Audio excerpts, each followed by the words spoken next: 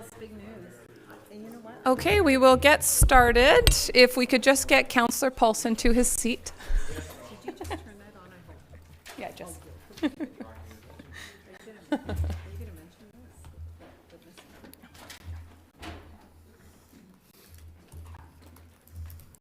Okay, welcome everyone to our regular meeting of council, July 22nd, 2019.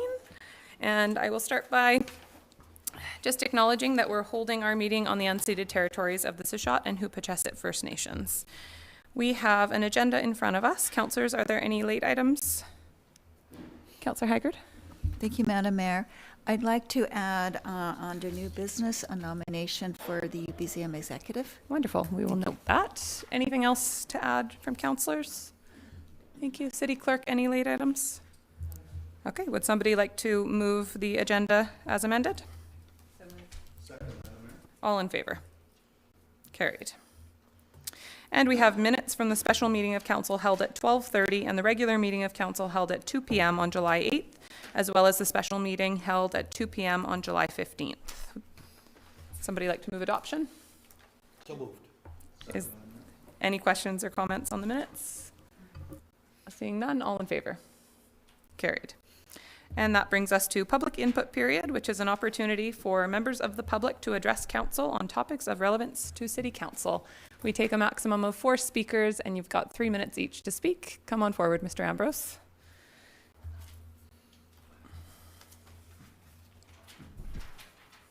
And if you don't mind just introducing yourself and stating your address. So, is that mine? Keith Ambrose, 3147 2nd Avenue. I have to apologize first. Anger usually drives me to action. I'm here because I'm driven by anger. And I think maybe the city can help me this time. It's going to take a while. So I brought with me 15 questions. I put these questions together a few minutes ago. I'm going to leave them with you. I don't expect answers. I wouldn't put anybody under that kind of pressure to answer these questions immediately. I wish to return in 2 weeks. I wish to schedule for a 10-minute chat with City Council. The reason I'm here is I'm a business person. I'm finding it very difficult, some very difficult situations in business in Port Alberni. I have a complaint I filed with the city 2 years ago. I thought that complaint was handled this year rather well, but I'm a results-oriented person and I see the results hasn't been handled at all. So I have 2 business licenses. I'm going to hold them up for you so you can see. So this one here is for, what does it say? Retail and services. This is a retail and services business license. I purchased this because I wished to sell retail products, cheese in fact, and it cost me about $10,000 to go into business. I needed 4 walls, a locked door, ceiling, that kind of stuff, right? You know, cooling apparatus. I started out with this license. This license is retail and services, but it's for my market. So the market's different from retail. Retail has very strict regulations. Marketing is a little more generous. So the rules are a little more generous in marketing for health. You don't need 4 walls. You don't need a locked door. You don't need proper cooling. You do actually need proper cooling. I bought these licenses. They're not helping me very much. Here's the questions. I'll go through them real quick. I'm going to leave them with you. I'm going to schedule to come back and see if we can't resolve some or get some answers. Here's number 1.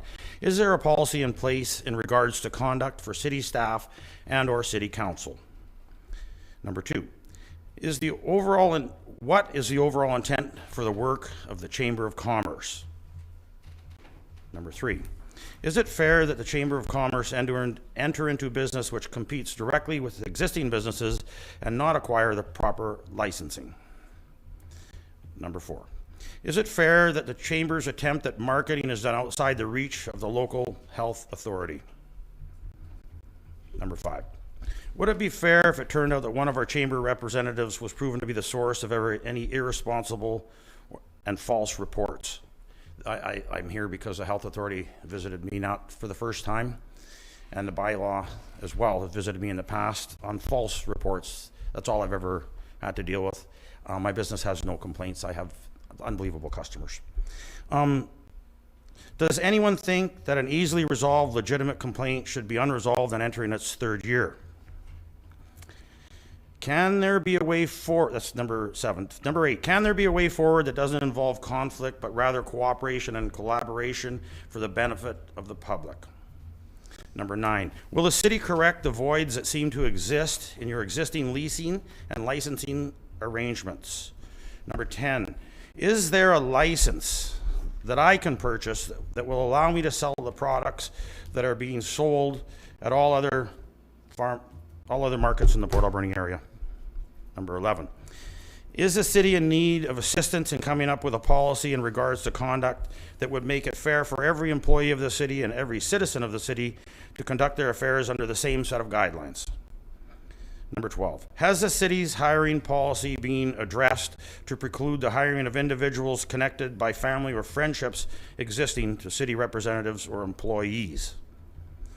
Number 13, has the bylaw enforcement arm of the city taken the necessary steps to make sure all complaints are handled in a fair and unbiased manner? Number 14, is my apology lost in the mail? I shouldn't have put that in there, but I did. Number 15, do you think that, and this has nothing to do with my business, this is a concern, whenever there's secrecy, the complaints come in secret. They come in secret. I don't get to find out who the gentleman was who just sent the authorities to my place. I've dealt with the complaint, no problem. There was no legitimacy to it, but the secrecy causes me to be here today standing in front of you. And secrecy is a very dangerous thing in meetings. So this is a general question, not intended to insult anyone, but it's a question I think we need to look at as a city. Do you think that closed door meetings are the proper venue to destroy the efforts of the Drag Racing Association? Is my question.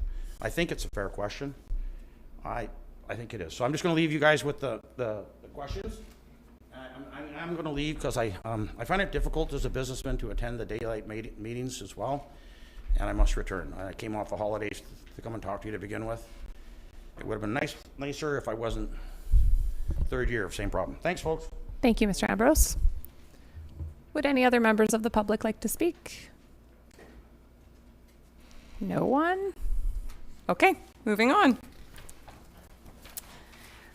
We have no delegations today, so on to unfinished business. And the first one is a report from our Committee of the Whole meeting, Revitalizing Uptown, the Future of the Port Alberni Train Station. CAO, would you like to give us just a general background on this?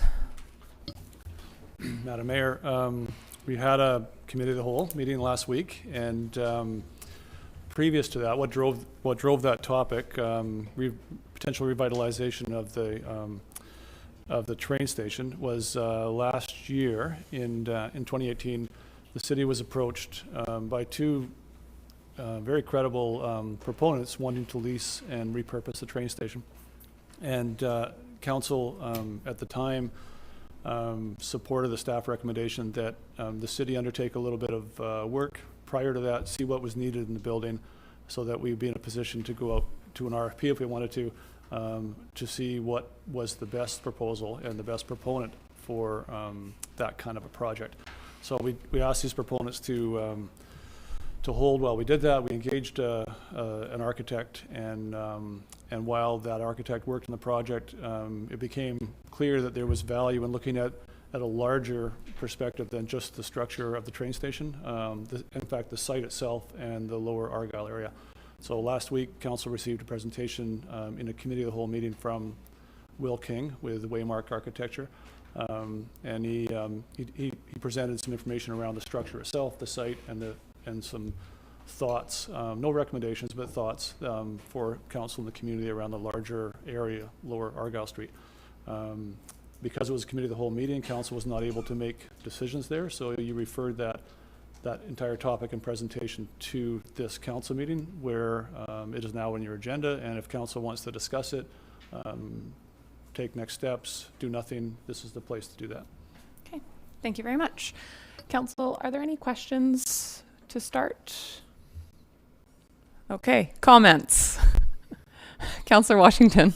Thank you, Madam Mayor. Regardless of what we do with the train station, I think we should address the roof issues to stop further damage, because the longer you sit on a leaky roof, the longer your problems are going to increase and such. But I mean, I think us as a city should at least get that roof fixed or into some kind of repair, and then move forward with that. But it's got to be done. Sooner than better, sooner than later. Absolutely. Councillor Haggard? Thank you, Madam Mayor. In a perfect world, the city would retain ownership of this important piece of heritage in our community, and we would do all the upgrades and look after bringing in tenants, and it would just be wonderful. But unfortunately, this isn't a perfect world. We don't have the $1 to $2 million that I think it would cost to upgrade the building.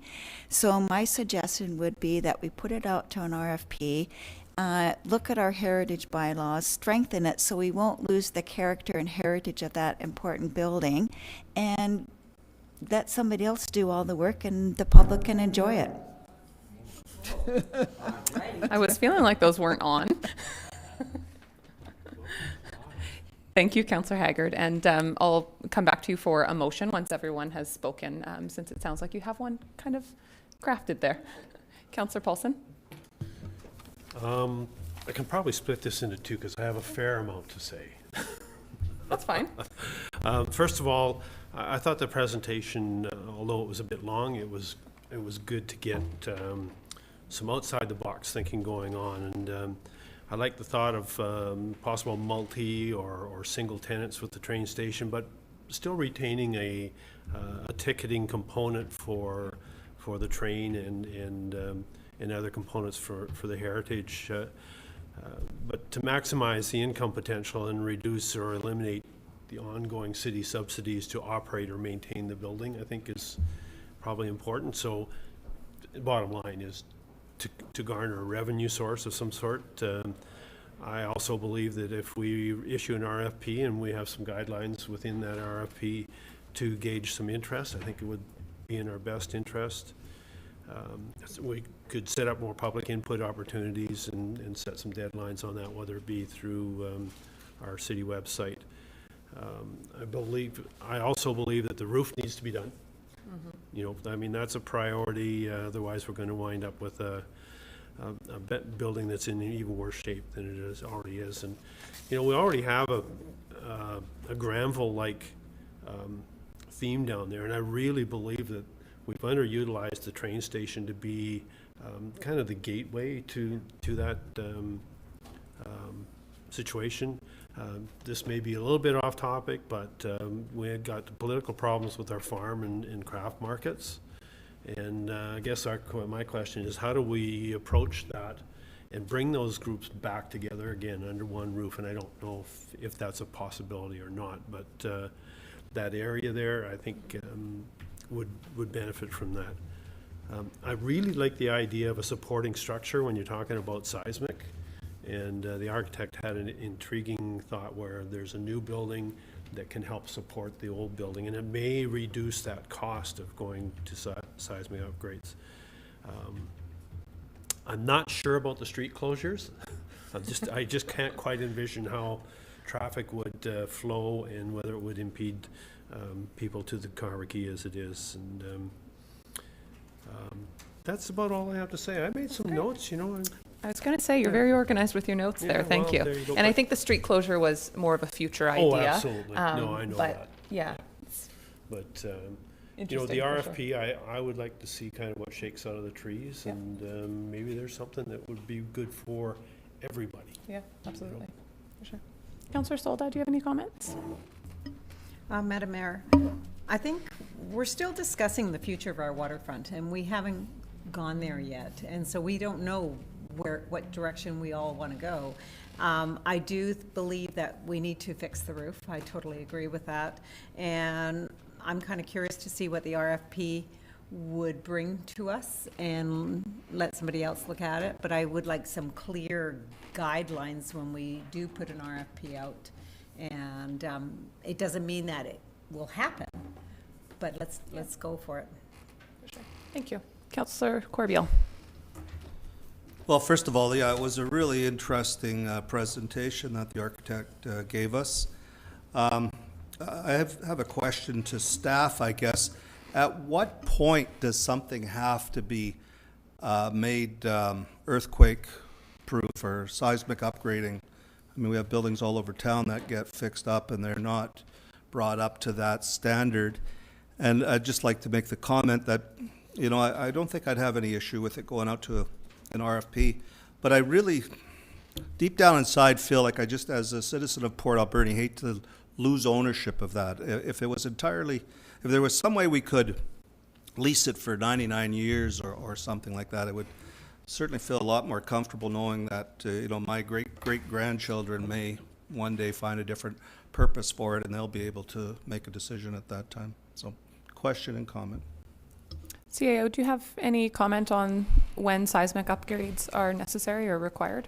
I think one of the triggers, Madam Mayor, and I'm not the expert obviously in this, one of the triggers is that if a building is renovated in a substantial way, then the current building code applies, and we would have to meet seismic standards in the current building code.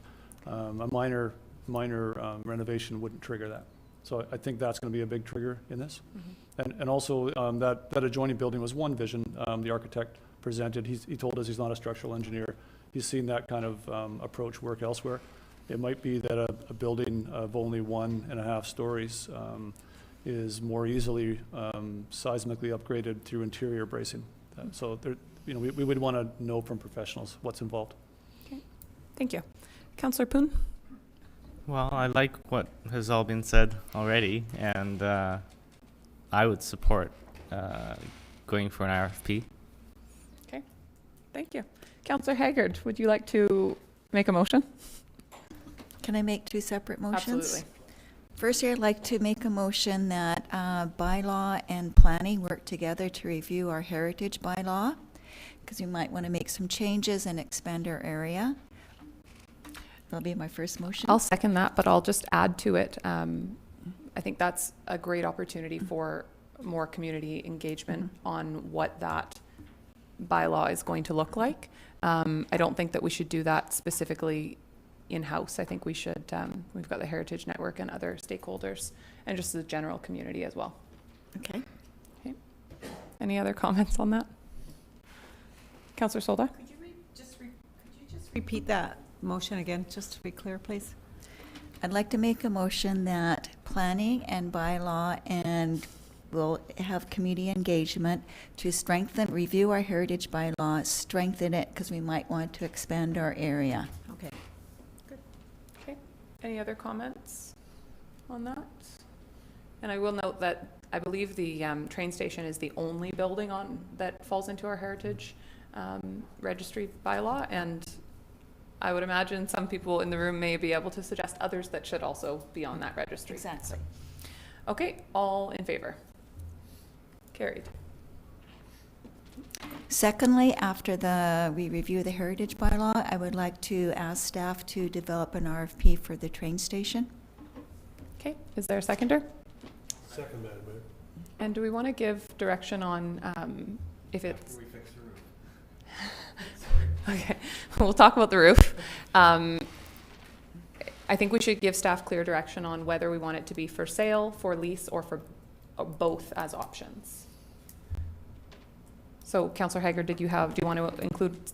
I personally think it should be for sale because it's going to be a significant financial investment, and I don't know a developer who would want to make that financial investment on a lease project. Okay. Councillor Poon? I think we should have it available as for sale and also on a 99-year lease basis. Okay. Councillor Corbiel? No, that's what I was going to say. I would agree. Okay. Councillor Paulson, any thoughts? Well, I think when you go into an RFP, you don't want it to be too restrictive. Lots of people may say, well, we don't want to sell that building, but, you know, if the right combo and the right community-minded person came together, that might be an option. But I don't think you want to encumber the RFP. Sure. Councillor Washington? Thank you, Madam Mayor. I personally would prefer a lease only so that we could maintain the actual train station part of that building so that when the train runs again, there will be a actual ticket agent and a little bit of history there, even if it does become a pub or a restaurant or something, but just to keep that little space like Mr. Coline had suggested if he could get a hold of the property. So I would like to suggest an amendment to the motion that we I think the motion was to direct staff to prepare an RFP for the train station. That includes the options of sale or lease, so that we open it up completely and then we see what we get. And if from there, I mean, it gives proponents the most flexibility, and we can decide from there what we want to do with it, if anything. I'll second that, Madam Mayor. Okay. Any questions or comments on the amendment? Okay, seeing none. So just on the amendment part of it, all in favor? Carried. And any further questions or comments on the motion amended? Okay, seeing none, all in favor? Carried. Thank you. Okay. And moving on from the Chief Administrative Officer, the Log Pond Dam Project.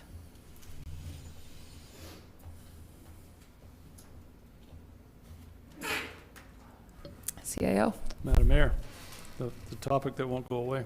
It sure is. So, Madam Mayor, at our last meeting, your last meeting, we talked about now that the septic and the environmental matters at McClay Mill are, now that council has more information around those two, and there's no indication that work needs to be undertaken in 2019 on either of those fronts. We asked if council wanted to reactivate or give the go-ahead, if you like, for the Log Pond Dam project that was funded in this year's capital plan, but put on hold during the year, pending potential costs from those other two issues. Council at your last meeting wanted more information. You wanted to know generally if what was required to be done versus what was suggested to be done. And so my report in front of you, just make sure I have the right report. That's the wrong one. What page are you in? 76. I'm way ahead. Thank you. There it is. So my report summarizes the project, the budget allocation, and reminds council that earlier this year I had an email conversation or email exchange with the dam inspector where I asked him similar questions to what council asked on July 8th, and the dam inspector responded in bold saying, has the city obtained professional engineering advice and recommendations on the safety of the dam in its current condition? And the city did undertake that input, and attached to this report is a work plan report from a hydraulic engineer. And so after council's questions on July 8th, I asked some questions of our project engineer, and you can see them on the screen. Essentially asked, has a full scope of work been proposed, that's been proposed and envisioned being ordered, or is some of it discretionary? If so, what's discretionary? Are there components to the work that we could do in a different way or mitigate risk in a different way? And so the project engineer got back to me essentially with a summary of the report that's attached to this report, and has broken the report down into layperson's terms. I think there are 8 components of the project. So they're there on the screen. They've got budget figures next to them. Those budget figures are anticipated. We don't know for sure what the final tender documents will look like, and I would suggest that these budget figures are dependent on each other. So if there's an excavator in the ground for one project, then the other one, the price is based on that work already being done at the same time. I'd like to remind council that regulatory bodies, like the dam inspector or WorkSafe BC, don't generally tell you how to do things. They tell you what your obligation is. And this dam inspector has told us very clearly we have an obligation to operate this dam in a way that it doesn't fail. And we've had failures in the past.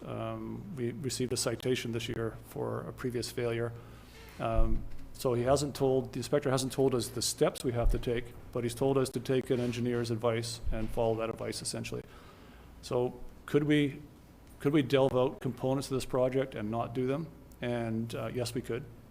And if we did that, would we receive further enforcement? I don't know. Some maybe, on some not, likely. if we delve those out, will there be a failure of the dam or a partial failure or a failure of the component? Maybe not right away, but if we don't complete all the components in this, eventually, even the components that we put off will result in failures because some of the parts of the dam are deteriorating. And so I would suggest that if council desires to put off one or more components of this project, that you specifically push it into another year and commit to that year and undertake that work then. But if you put this off now and you don't direct that it be done somewhere else, then eventually we'll be driven to do that work when there's a failure, not prior. And we shouldn't be responding to failures at McLean Mill or anywhere. We should be proactively replacing infrastructure. So Madam Mayor, I've pushed council as hard as I can respectfully on this issue. You know my feelings on it. I serve at the pleasure of council. Thank you. Councillor Haggard? Thank you, Madam Mayor. May I ask the CEO a question? Absolutely. CEO, the estimates that you've given, are those pretty firm estimates or are they just guesstimates at this point? I'm just curious because I don't want you coming back in a few more months and saying we need more money for the dam. They are they're estimates from a hydraulic engineer who works in the industry, and like any budget estimate, they're really ground proved or truth when we go to tender. So we really don't know how accurate they are. The bids could come in lower, they could come in higher. So I'm sorry, I can't say beyond that, but they're developed by a professional. Thank you. Councillor Corbeil? Thank you, Madam Mayor. Well, I think we've probably pushed this issue as far as we can, and I personally feel that just out of due diligence, we would be wise to get this thing done and done properly, and no doubt there's the economy of scale there. If we're doing one part, we should do it all. And I just would be horrible if something went wrong with the paper trail that's left behind now. If that thing all of a sudden broke free in 6 months' time, we would be on the bad end of a legal lawsuit for sure. So, I would move that we get it fixed and according to the engineer's advice. Thank you. Councillor Paulson? I concur with Council Corbeil. I kind of identified a few items in there that we could have put off to the tune of about $106,000, but at the end of the day, it's going to have to be done. And we have a budgeted figure, and at the end of the day, I think that we should move forward with it. So, Would you like to read the motion then? oh sure, I'd love to read the motion. I'd like to move that the report from the CAO dated July 17th be received, and that the full scope of the McLean Mill Dam remediation project proceed in 2019 as identified in the city's 5-year financial plan. Okay, any further questions or comments? Okay, all in favor? Carried. Sorry, any opposed? Carried.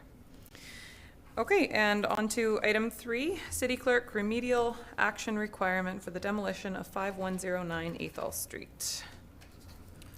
Madam Mayor, this is just a recap for Council.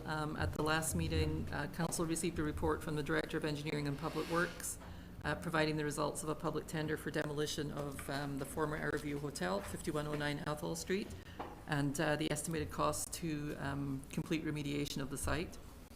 Council subsequently defeated a motion to award the contract for demolition, directed that it be reconsidered at this meeting, pending potential interest from the private sector in a purchase of the property.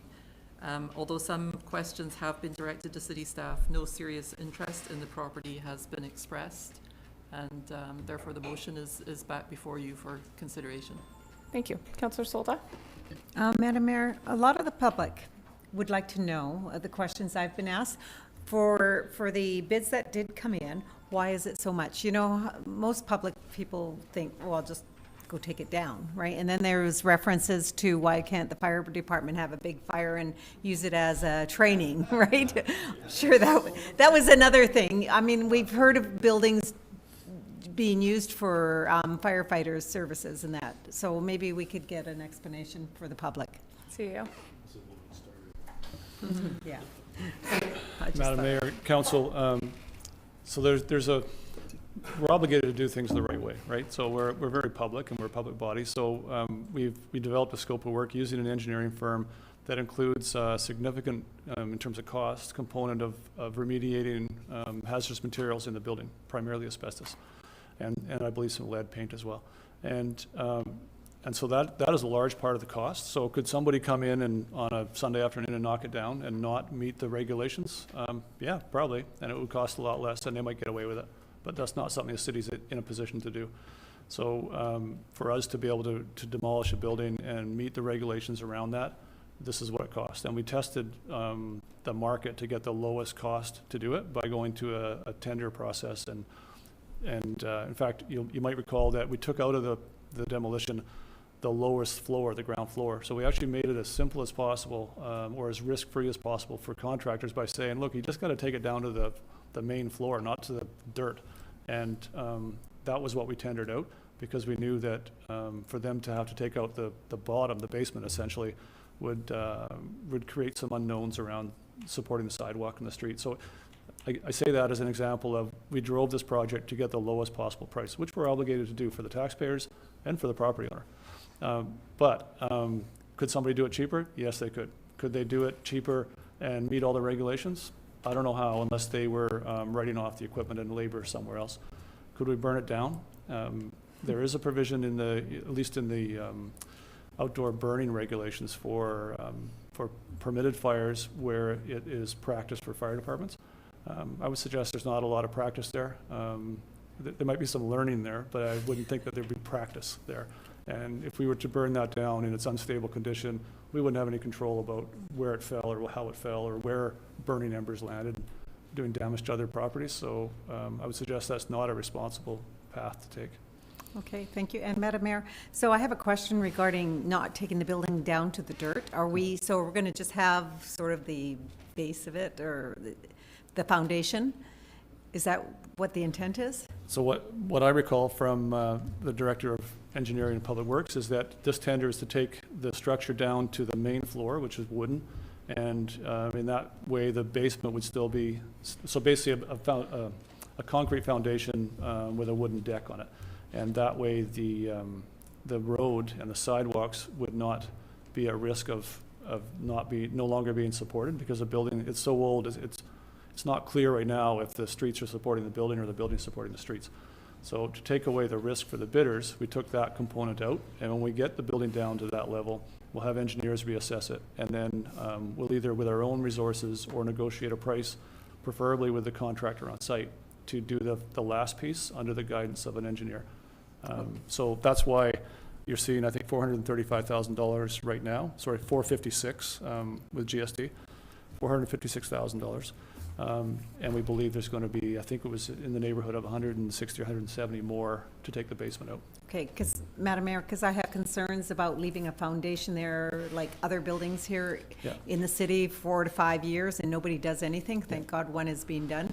But the only thing is, fine, if we're going to have somebody evaluate it afterwards, I have no problem with that, but not for 4 to 5 years later. No, our goal is to take it down to street level, and we may leave the concrete foundation in place if it's supporting the streets, and then we'll either engineer with concrete blocks or something, or and put a railing around it, or we might even backfill it with clean fill, so it's a natural slope that's not a hazard. Thank you, Madam It'll be Mayor. hazard-free when we're done. Okay. Other questions or comments? Okay. Councillor Solda, would you like to make those motions? Okay, Madam Mayor, first I'll move that the report from the city clerk dated July 16th, 2019 be received. Second, Madam Mayor. All in favor? Carried. Okay, Madam Mayor, I move that the Council for the City of Port Alberni award contract ITT number BYL 19-01 demolition of 5109 Ethel Street to Bowerman Excavating Limited for $435,225 plus GST for the total of $456,986.25 with funds provided from the Land Sale Reserve Fund. Is there a seconder? Second, Madam Mayor. Okay, and any further questions or comments? All in favor? None opposed? Carried. Okay. Moving on to staff reports, and the first one is accounts. Councillor Washington. Thank you, Madam Mayor. I move that the certification of the Director of Finance dated July 22, 2019 be received, and that checks numbering 144141 to 144232 inclusive, and payments of accounts totaling $447.06 be approved. Is there a seconder? Second, Madam Mayor. All in favor? Carried. Thank you. And item 2 from the Director of Parks, Recreation and Heritage, McLean Mill Contingency Fund.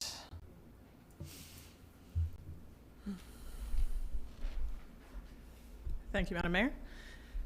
During the budget process earlier this year, Council had approved the McLean Mill Society to operate the McLean Mill for the remainder of 2019 with a limited scope of funding from the city of $126,300, which is on page 91 of the agenda there. And Council, you decided at that time to consider contingency fund rather than allocating a budget for any maintenance or safety costs that may come up through the course of the year. And so on page 92 of the agenda, I've outlined the various actual and ongoing costs, total $45,405 for the remainder of 2019. Councillor Solda. So, Madam Mayor, I have a couple of questions here.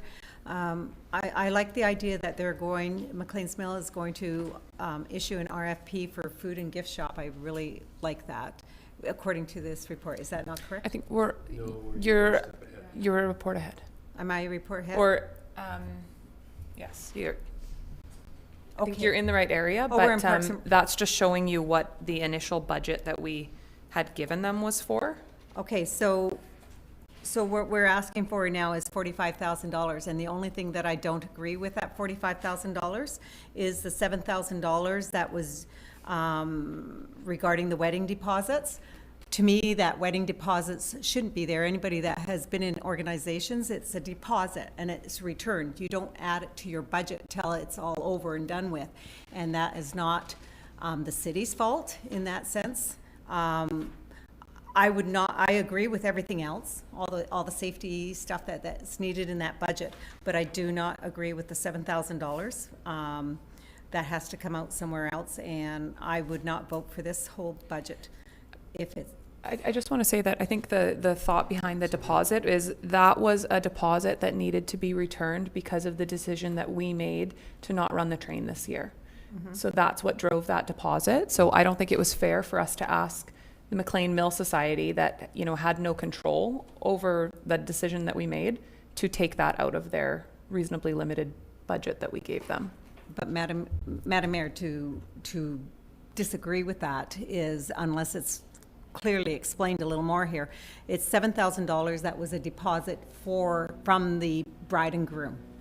That should have been put into a contingency fund to me and not used in the budget. If you're making a budget, you don't use that money because it's not all there yet, right? And that's how I feel about that. So that's, unless it can be explained even more further, because I just have never been in an organization that has done that before. Any shows that I have done, concerts or anything, I don't spend money that's a deposit until it's over and done with. Okay. Further questions or comments on this? Okay, seeing none. Would you mind just recapping, I can't remember the amount of money, I can't find it in the report, that we put in the total contingency.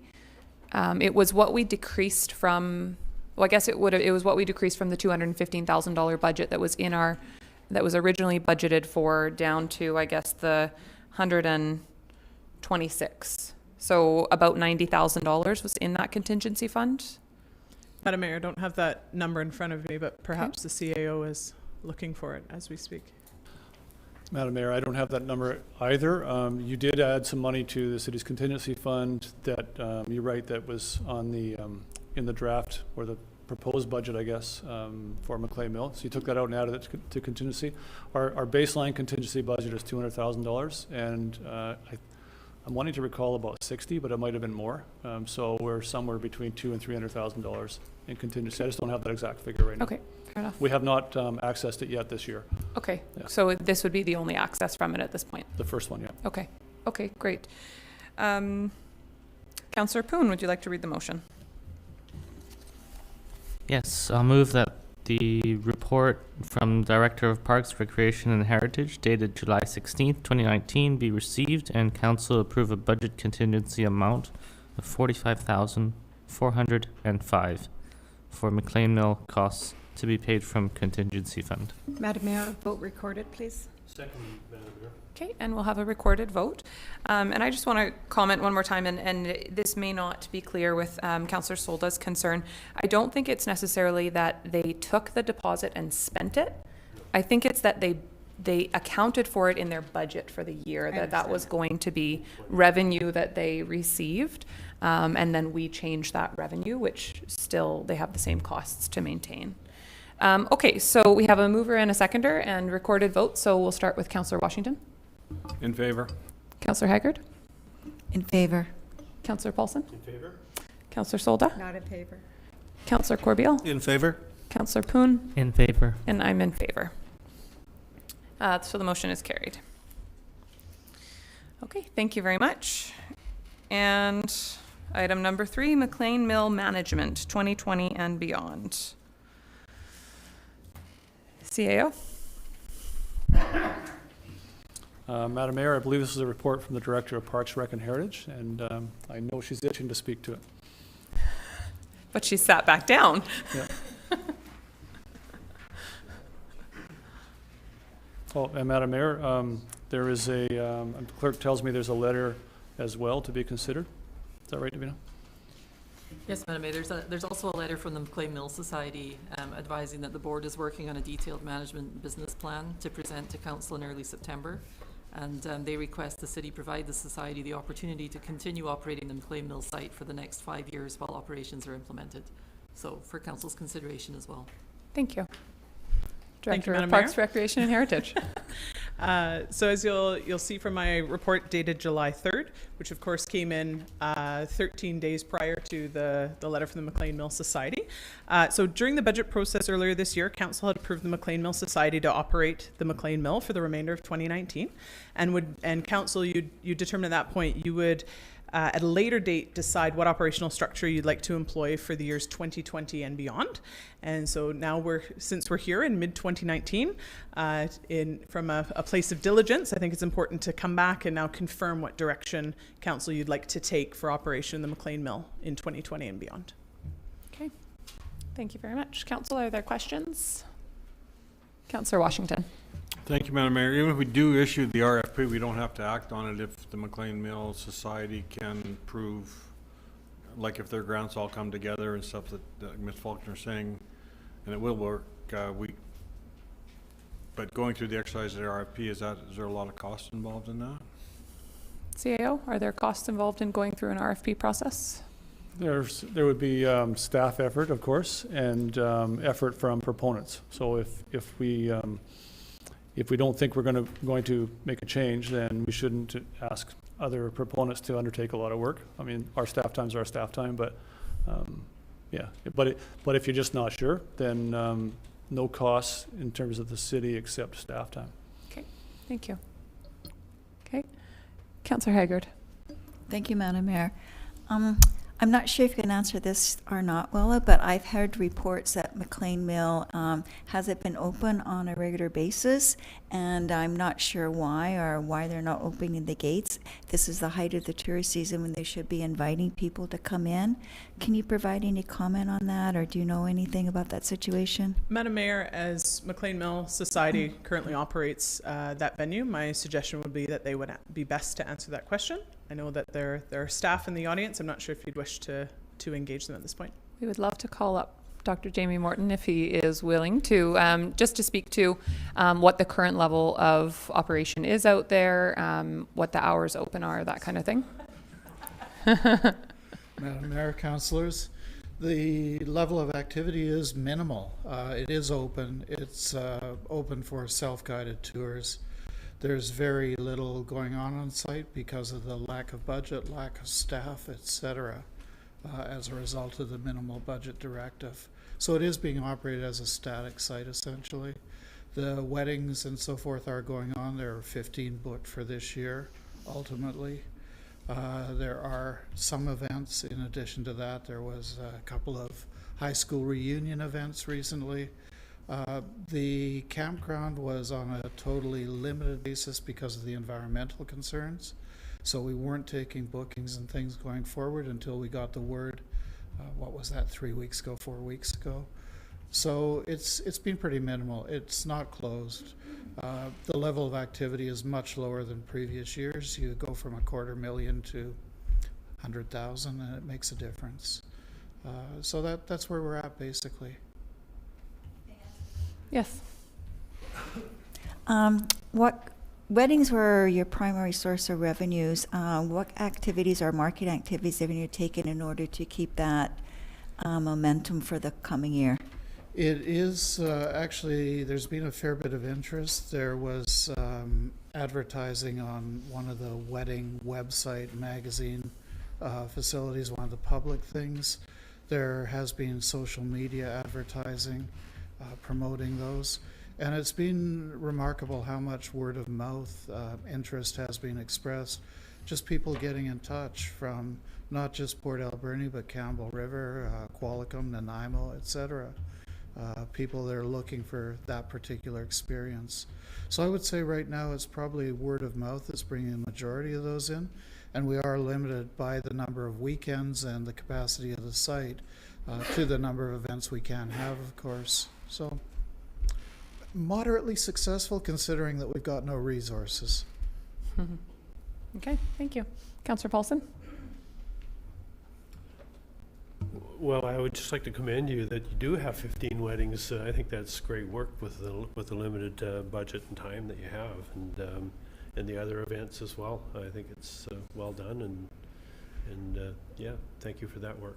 We understand that it's trying times financially, but to a large extent, it was the uncertainty about the environmental issue, combined with the lack of budget and the lack of staff, meant that, you know, essentially things were on hold through June, and that makes it pretty tough, as you folks know, for a tourism operation to not be able to really plan for the year or decide what we're doing going forward. We're more hopeful now for 2020 and onward. We'll see. Okay. And I'm not just kind of going off a little bit on the RFP side. The McLean Mill Society has indicated that they want to come forward with a 5-year plan. I'm wondering we should put off RFP until we have a look at that 5-year plan, and then we may have more inside direction that we want to do, either accept the 5-year plan or go to RFP. So let's, thank you for that comment. Are there any further comments for Dr. Morton before we, Councillor Poon? I guess this is just a general question. I guess you mentioned the limited budget, but where is this budget mostly going towards? Mostly what staff we have had. It's also, I've learned a lot about the operation of the site. There's a remarkable hydro bill monthly. Just the sort of keeping the doors open on the site takes a substantial portion of it. Staffing is easily identifiable, but the other things like garbage, utilities, propane, you know, and so forth, none of it sounds, to me it didn't sound hugely significant going in, but I'm learning more and more that it does make up a significant annual chunk, especially when we're starting from such a low point.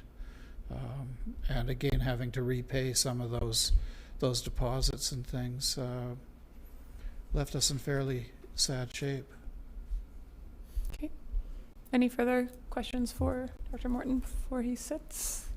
Thank you very much. Thank you.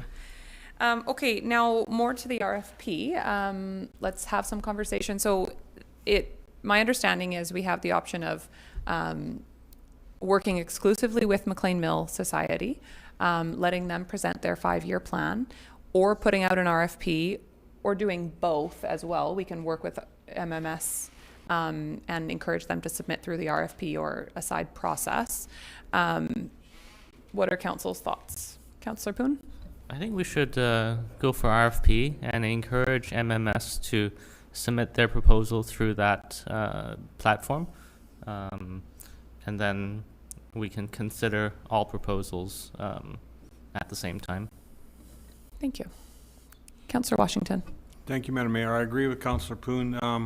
I just reread Ms. Faulkner's letter, and she hasn't given herself a timeline to get this done, so I would be in agreement to issue the RFP, and then that would prompt the McLean Mill Society to get in there too and hurry things along, because we got to have something out there. For sure. And I would say that further to that, my concern with putting it off would be that we're already quite late in the year to be doing this. If we put it off until MMS has had an opportunity to write a business plan, in the fall, we're just further behind and we're going to lose another year for sure. Yeah. Councillor Solda? Yeah, I agree. Okay. Councillor Corbeil? Okay, easy. Councillor Haggard, did you have? Just a comment that I've always been a supporter of McLean Mill. In fact, at the council's debate in last September, I was asked that question and I stood up in support of it. But as I'm seeing more, I just feel like we're spending a lot of money and not getting the results that we need. So we need to do something different and do something better. And what that something different and something better is, I'm not sure. But we can't just keep doing the same thing over and over and over. Yeah. And councils, before us have been, everyone's tried to find the right model and the right way to get as much value for our community at as small of a cost as possible. I have a hard time hearing, minimal budget over and over, and I appreciate that it is a large decrease from last year, but it is still $130,000 of taxpayer money. Plus the other costs for it. So I understand it is, minimal compared to what we have spent in the past, but if $130,000 just keeps the lights on, that's challenging. So, I have a hard time reconciling those two things. So I think we owe it to taxpayers to make sure that if we're going to give a 5-year contract to someone to operate it, that we are getting the best value for the money that we are spending. So with that, who would like to make a motion? And actually we have the letter to receive first. Councillor Solda, would you like to make the motion to receive the letter from MMS? Madam Mayor, I'll move that we receive the letter from the MMS board. Is there a seconder? Second. Any questions or comments? All in favor? Carried. And would you like to continue with the next one?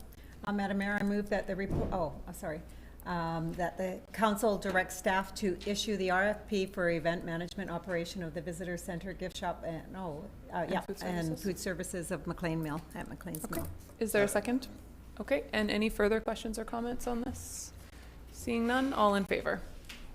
Carried. Thank you. Thank you. Okay, from the city clerk, we have Canaan Cannabis Corp. City Clerk. Thank you, Madam Mayor. This is for Council's consideration regarding a retail cannabis store application to be located at 3030A 3rd Avenue. This location is within the city's limits and is zone C7, which is our core business zone. And retail cannabis store is a permitted use in that particular zone. Notice for public comment has been posted in the local newspaper and distributed to all properties located within a 75-meter radius of the proposed site. No responses were received. Fire, building, and RCMP were all provided copies of the application and did not provide any comment. The proposed hours of operation are 11 a.m. to 9 p.m. Sunday to Thursday and 11 a.m. to 10 p.m. Friday and Saturday. The hours proposed are in compliance with both provincial and city permissions for hours of operation. The proposed site is also in compliance with the setback restrictions of 300 meters from any school within city limits. And just for council's information, the applicant, Mohammed Yanif, is in the audience today if you have any questions. Okay, thank you. Council, any questions? Councillor Washington. Thank you, Madam Mayor. To see, what is the cost of a cannabis business license in Port Alberni these days? Madam Mayor, I'm hoping the clerk is better situated to. Oh, sorry. I don't have that information, sorry.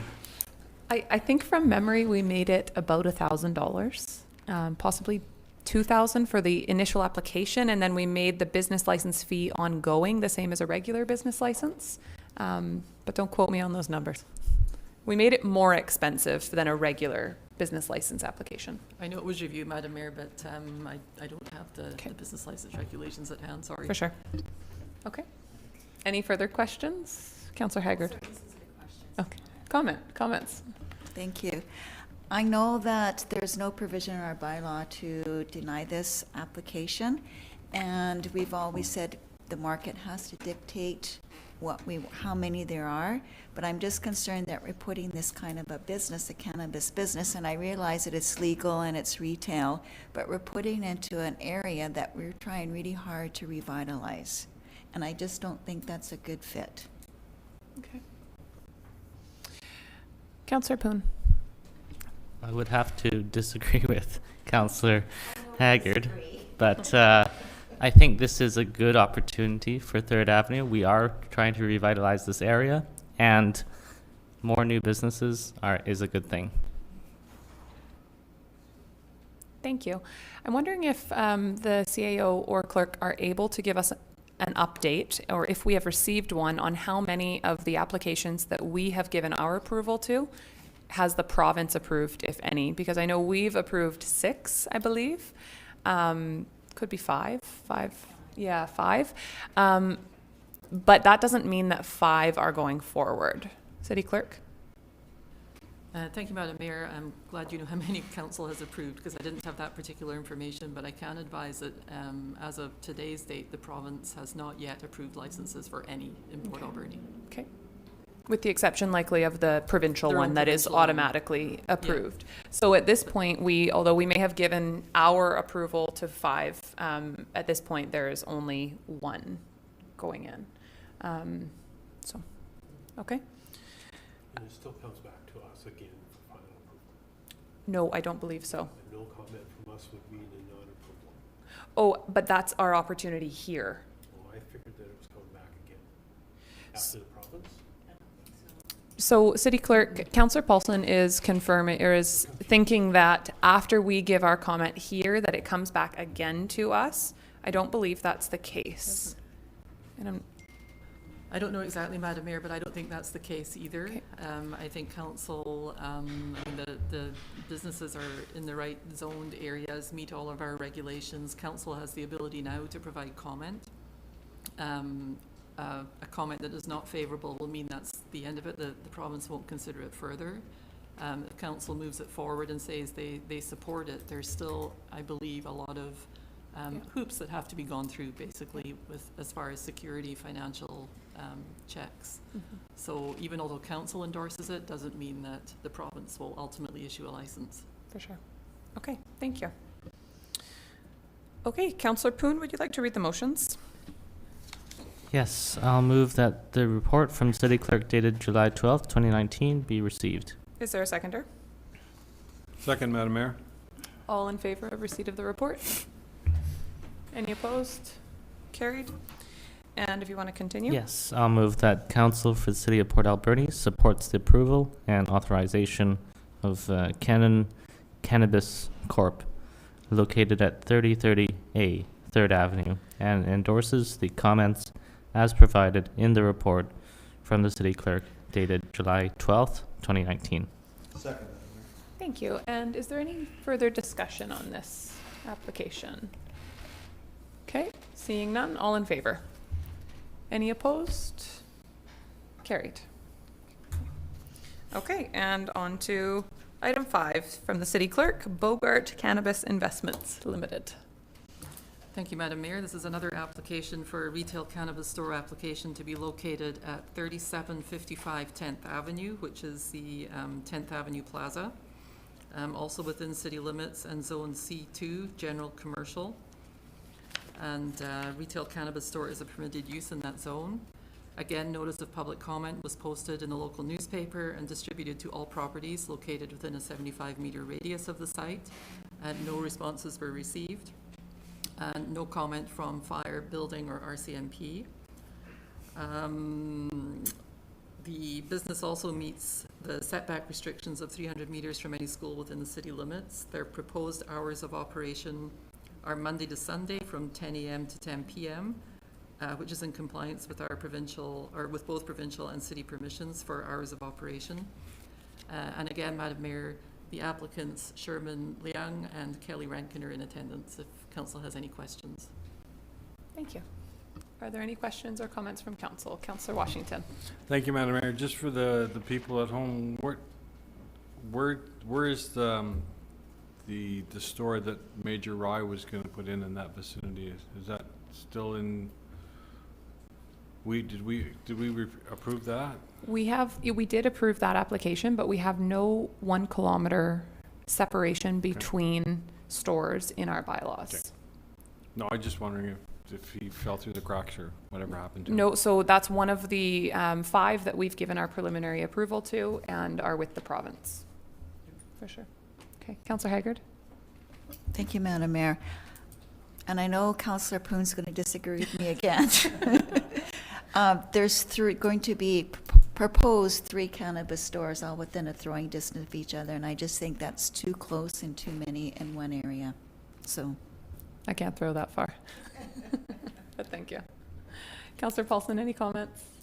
I feel the same way. This will be the 3rd application in the Redford corridor, and I guess we could let it go and let the strongest survive. But we do have a responsibility. I mean, if we approve all of these, and I'm sure there's more to come, we'll wind up with way more than we need in this community. So I'm not going to vote for this one just on that basis, that we're getting some density there that I don't think we need, and I'm kind of basing my opinion on first come, first serve. So that's kind of how I feel. Thank you. Councillor Solda, any comments? Councillor Corbeil? Councillor Poon? Well, I don't think it's a density issue. I think we need more jobs in this community, so I'm going to vote in support. Okay, thank you. Would you like to make the motion then? I'll move that the report from City Clerk dated July 12th, 2019 be received. Second, Madam Mayor. Okay, and all in favor of receipt of the report? Carried. Okay, I'll move that Council for City of Port Alberni supports the approval and authorization of Bogart Cannabis Investments Limited, located at 3755 10th Avenue, and endorses the comments as provided in the report from the City Clerk dated July 12th, 2019. Second, Madam Mayor. Okay, and any further discussion on this application? Councillor Washington? Thank you. Just again, we're the beginning of this process. So if they don't meet ventilation, security, any of the other stuff that the government deems important, then that's it. That's right. Thank you. Yeah, for sure. Okay, seeing no more comments, all in favor? Opposed? Carried. Thank you. And item 6 from the Manager of Planning, temporary use permit for 5119 Athol Street.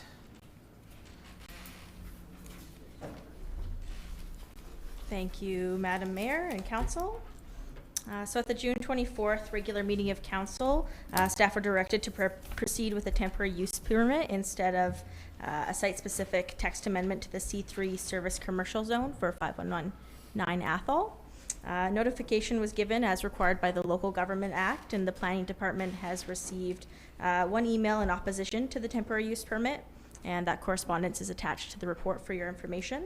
As well, a copy of the temporary use permit itself is attached as well. So the temporary use permit would allow for cannabis microcultivation and cannabis microprocessing on the property for a period of up to 3 years. It is recommended that certain conditions be established as part of the permit, such as limiting the hours of operation and ensuring proper ventilation to prevent odor. In considering the temporary use permit, City Council should consider whether this use permit is appropriate for the community and the site. The area is currently undergoing revitalization, new development, and several nearby properties are of strategic interest to the city. The temporary use permit would enable the applicant to proceed with obtaining a license to grow cannabis from Health Canada. And if the applicant is successful in obtaining a license, they would be allowed to produce cannabis on site, while the city, in the meantime, could still continue to proceed with considering how to zone for cannabis cultivation in the city of Port Alberni.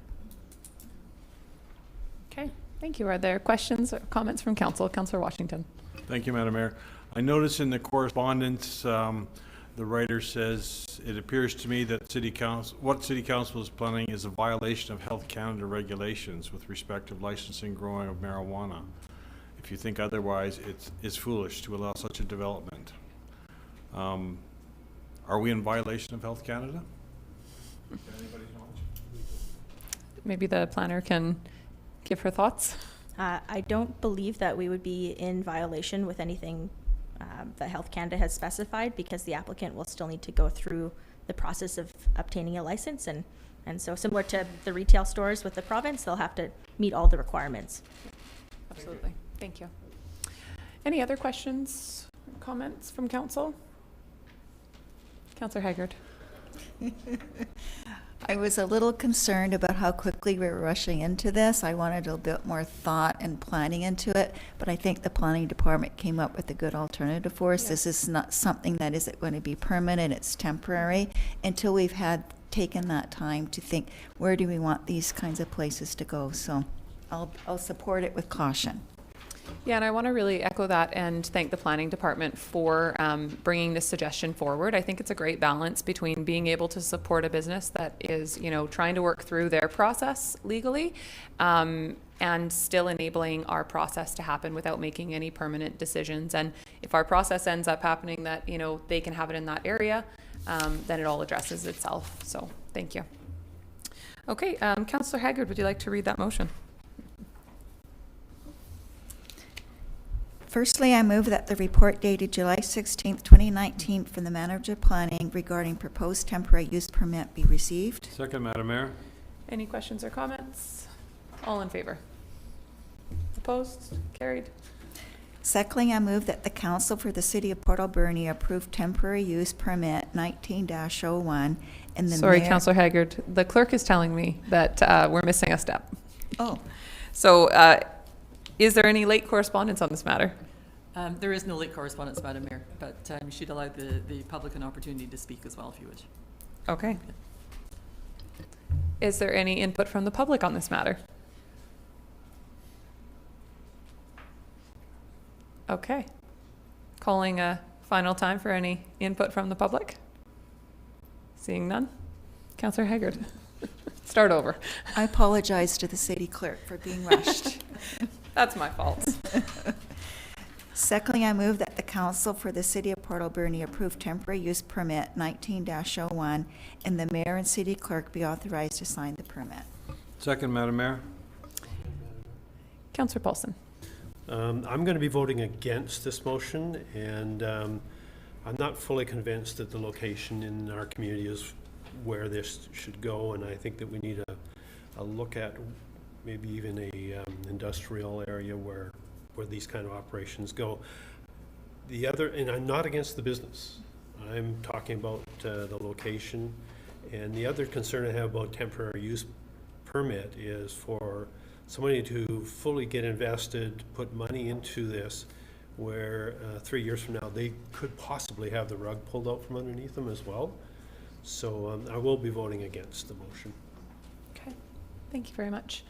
Any other comments? Councillor Poon? I think if the applicant can make it work for the 3 years that we're giving them, then go for it. I think it's a good thing. Okay, any further comments? Seeing none, all in favor? Opposed? Carried. Thank you.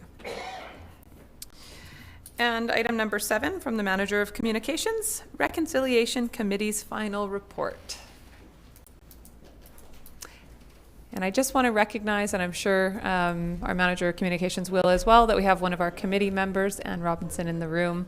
Welcome and thanks for being here. Thank you, Madam Mayor, Council. I'm really proud today to stand in front of you and deliver this report from the Reconciliation Committee. The Reconciliation Committee was originally formed in November of 2017, and their mandate was to investigate practical actions at the local level to help foster reconciliation between Indigenous and non-Indigenous people. The Reconciliation Committee has met 18 times in its since it was first formed, and sitting on the committee we have 2 members from Hoopachussett First Nation, 2 from Tashot First Nation, and 3 representatives from the city at large, 1 from council.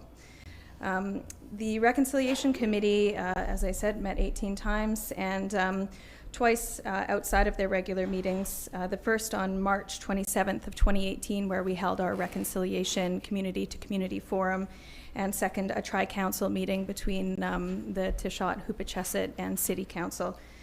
The meeting on March 27th, where we gathered input from our community members, was for the committee to help identify where they start the conversation around practical actions to implement at the local level. And from that, we were able to glean 27 recommendations that fell under 9 categories. So the first category is under Cityscapes, and for that we had 3 recommendations.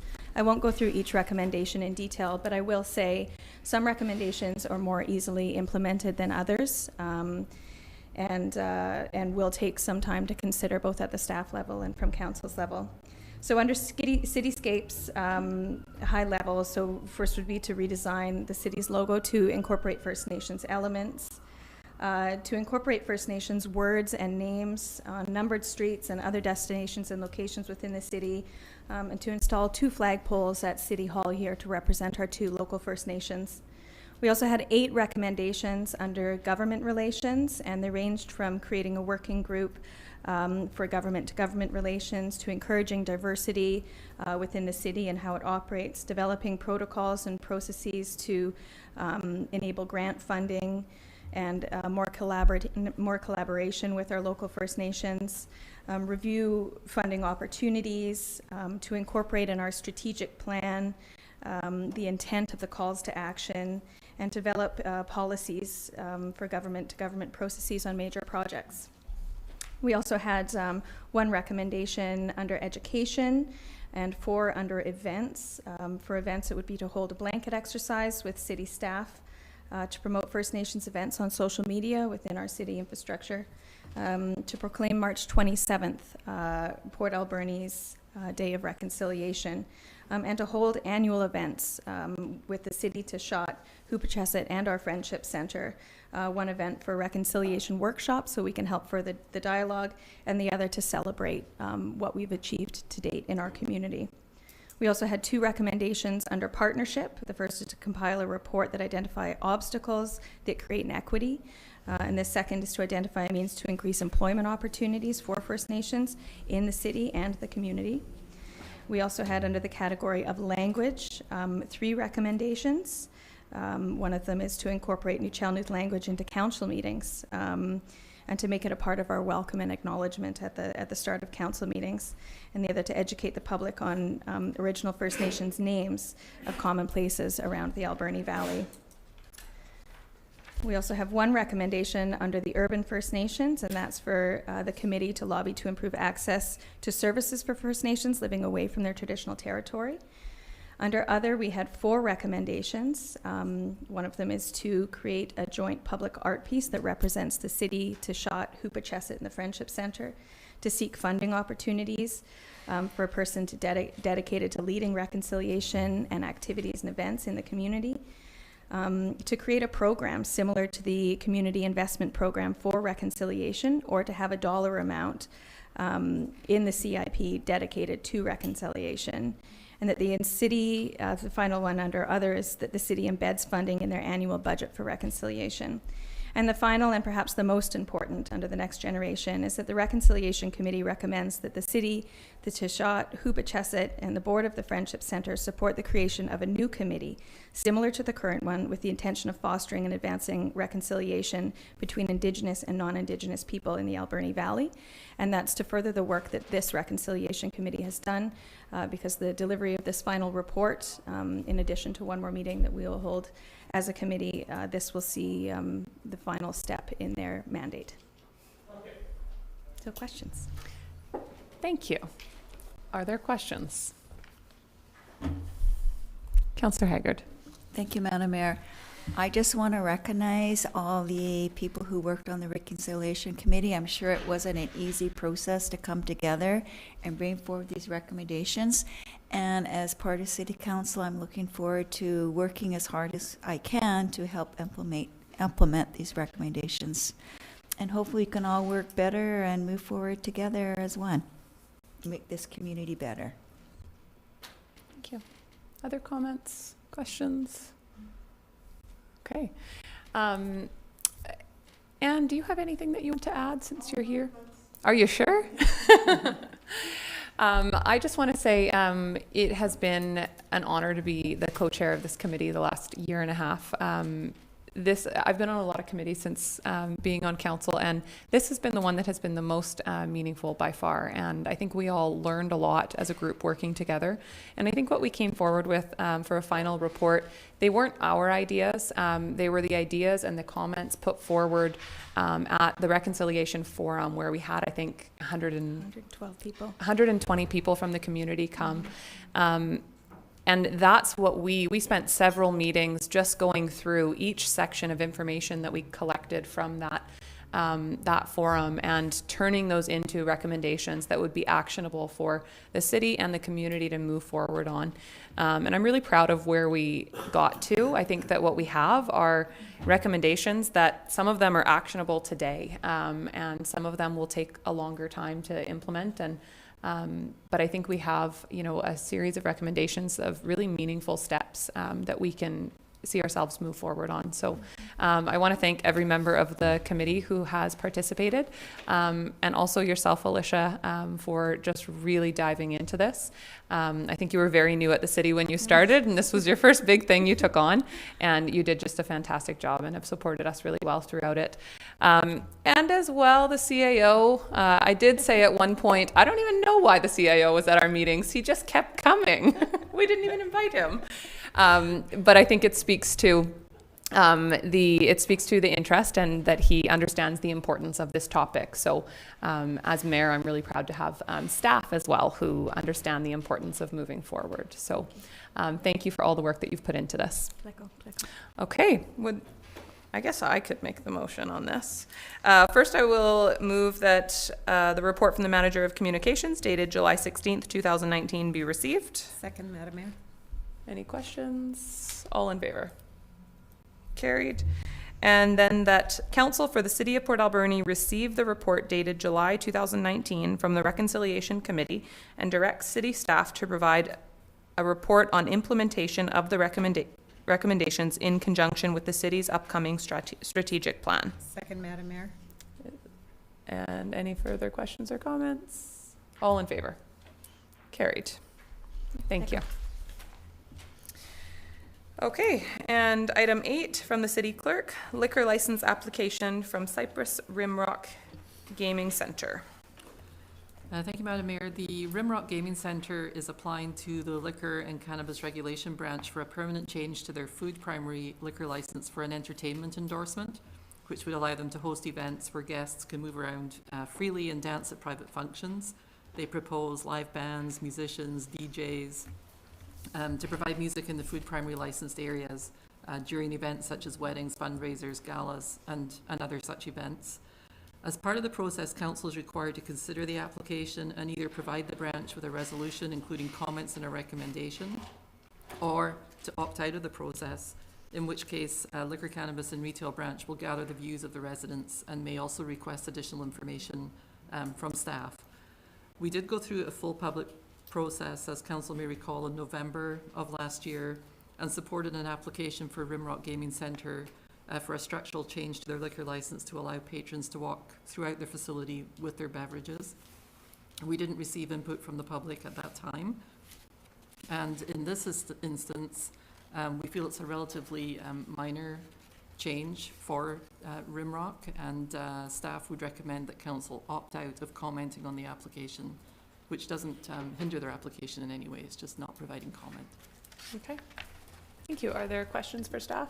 Councillor Solda. I don't have a question for staff, but I'm going to move that the report from the city clerk dated July 12, 2019 be received, and the council for the city of Port Alberni not provide comment on the application for Cypress Rimrock Gaming Center to the Liquor and Cannabis Regulation Branch regarding the application for a permanent change to their food primary license for patron participation entertainment endorsement. Thank you. Is there a seconder? And any questions or comments? Councillor Paulson? I'm a little confused on this because there are great people in our community, and why we would provide no comment when we could provide support. City Clerk. Madam Mayor, if that's the route that council wishes us to take, then we have to undergo a process to gather the views of the public, and we have to provide comment on a certain number of criteria. So there's a cost for the application, then we advertise, invite the input. We just did that fairly recently. And not providing comment doesn't say that we're not supportive, and it doesn't hinder the application in any way. I did call the branch last week just to make sure of that. So opting out. you double checked. Yeah, so we can opt out, but if council wishes, we can go through the process as well. It will just make it a bit longer, I guess. Thank you. Councillor Poon? Okay. Councillor Solda? Madam Mayor, and I agree with that. And I think it's great that they want to do this and expand. And I was there for when they first opened with council, and I think it's a good process. For sure. Thank you. Councillor Washington? Thank you, Madam Mayor. If this will speed up the process, I'm all in favor of it. And second of all, I think next to the RCMP detachment, the best security is up at that facility, so I don't think there'll be a problem. Absolutely. Okay, great. So we've got the motion moved and seconded. All in favor? Carried. I'm skipping ahead pages. Okay, item 9 from the City Clerk, Harbor Key lease for Unit 14. City Clerk, could you just speak to this one briefly?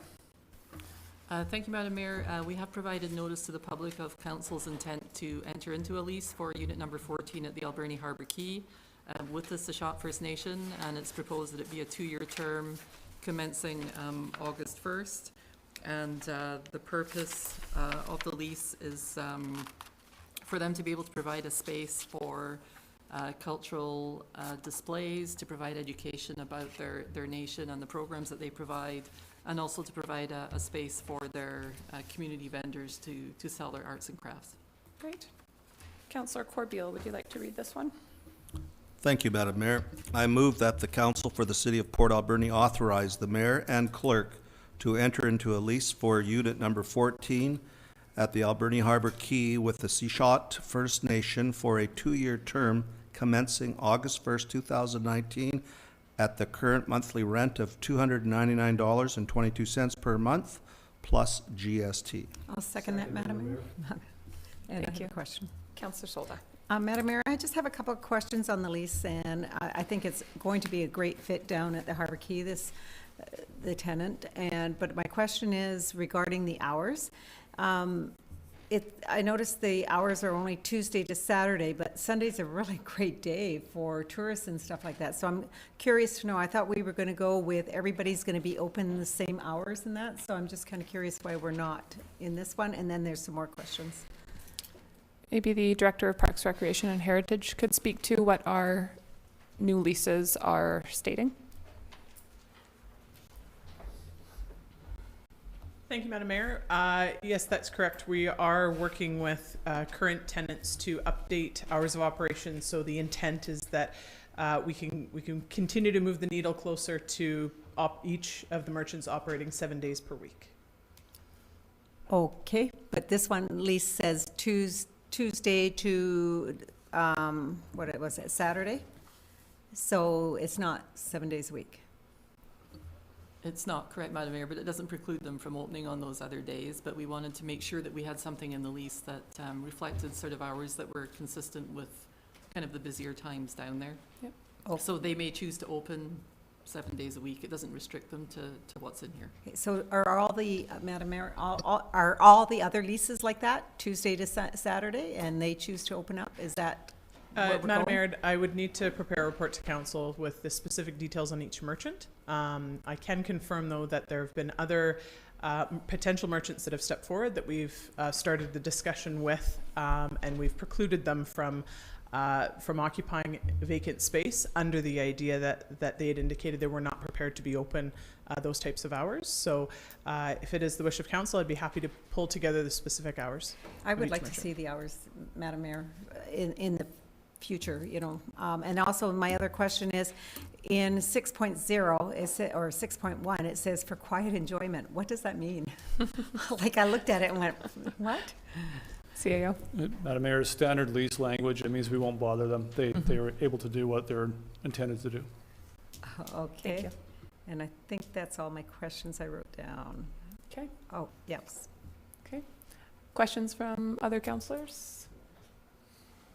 Okay, wonderful. Well, I'm looking forward to seeing this come to fruition. I think that it will be a great addition to the Harbor Quay in that area. Okay, so we have it. Did we have it moved and seconded? Yes. Seeing no further questions, all in favor? Opposed? Carried. And item 10 from the city clerk, Federal Lease 169, Effluent Pipeline and Diffusers. City clerk. Thank you, Madam Mayor. Actually, our CAO is best prepared to answer questions, but this is the lease with the Port Authority for the outfall. So it's the effluent pipeline and diffusers in the Somas River. It's a 40-year term and commenced January 1st. Okay. Thank you. Council, are there questions on this lease? Okay. Seeing none, Councillor Soldo, would you like to read the motion? Madam Mayor, I move that the council for the city of Port Alberni authorize the mayor and clerk to enter into a lease with the Port Alberni Port Authority for a new effluent pipeline and diffusers in the Somas River for the 40-year term commencing January 1st, 2019. Second, Madam Mayor. Okay, and seeing no questions, all in favor? Carried. CAO, item 11, Rural Dividend Fund. Madam Mayor, I have a verbal report for you. We have a grant opportunity, Rural Dividend, Provincial Rural Dividend Grant Fund. There are 3 different streams, and so there have been a number of projects discussed for each of the 3 streams. The application deadline, I believe, is August 15th, and your next meeting is, I think, August 12th. So we really need direction today from council on which projects you want us to apply for each grant stream. So if you like, I can walk you through these 3 different streams. The first one, Opportunity 1, is a $10,000 grant intended to be used to undertake a study or development of a business case for a development project. And this is a 100% fully funded grant up to a maximum of $10,000. So projects that staff have identified as potentially where this might be a potential good fit are a Northport Loop Trail. That's studying the feasibility of connecting the trail systems and determining possible routes. And this topic was raised in the Johnson Road charrette. Potential for an indoor public or indoor market development. We could study the feasibility of an indoor market. We could develop a streetscape vision for the Uptown District or any other part of the city if council wanted to drill in on. We could investigate best ways that the city could support small businesses, new and existing. We could review the community needs and identify the best ways for the city to encourage tourism-related development and infrastructure, particularly tourism accommodation infrastructure. And a project that's been discussed around the community for a while would be a suspension bridge over Roger Creek. We could do a $10,000 study and feasibility study of a multimodal suspension bridge between, it's been discussed between 10th Avenue and Roger Creek. So those are some topics there for a $10,000 grant application. Council could pick one of those. You could give us something completely off that list. You could decline the opportunity. You could give us your top 3. So is that for the first stream? That is for, so there's 3 streams, a 10,000, 100,000, and a 500,000. Okay. So this one is a feasibility type of a. Okay, so that's the first stream, the $10,000. That's right, yeah. We would pick one off of that list. One off of that, yeah. Okay. Council, do we want to discuss that now or hear the rest? Do you want to walk through all 3 first? Let's do that. And we can apply for each of the 3 streams, is that correct? That's correct, yeah. And we can also support other governments or other agencies applying for these streams. And I would suggest that council consider that and give, if you want to support others in the community, you could direct us to support other applications from partner organizations, so that we could just send letters of support. So the other stream, the second stream, is the $100,000. Shorter list there of projects. So this is intended to be used to support implementation of community-driven projects through a single applicant stream. So we would be the only applicant. We wouldn't be partnered in this, but we might have letters of support. And our contribution would be 20% of the $100,000, half of which can be in kind. So we could bring $10,000 in cash and $10,000 in kind to a $100,000 grant. So one project is connecting the Keys pathway. We could review, there's been discussion around connecting Victoria Key and Harbor Key.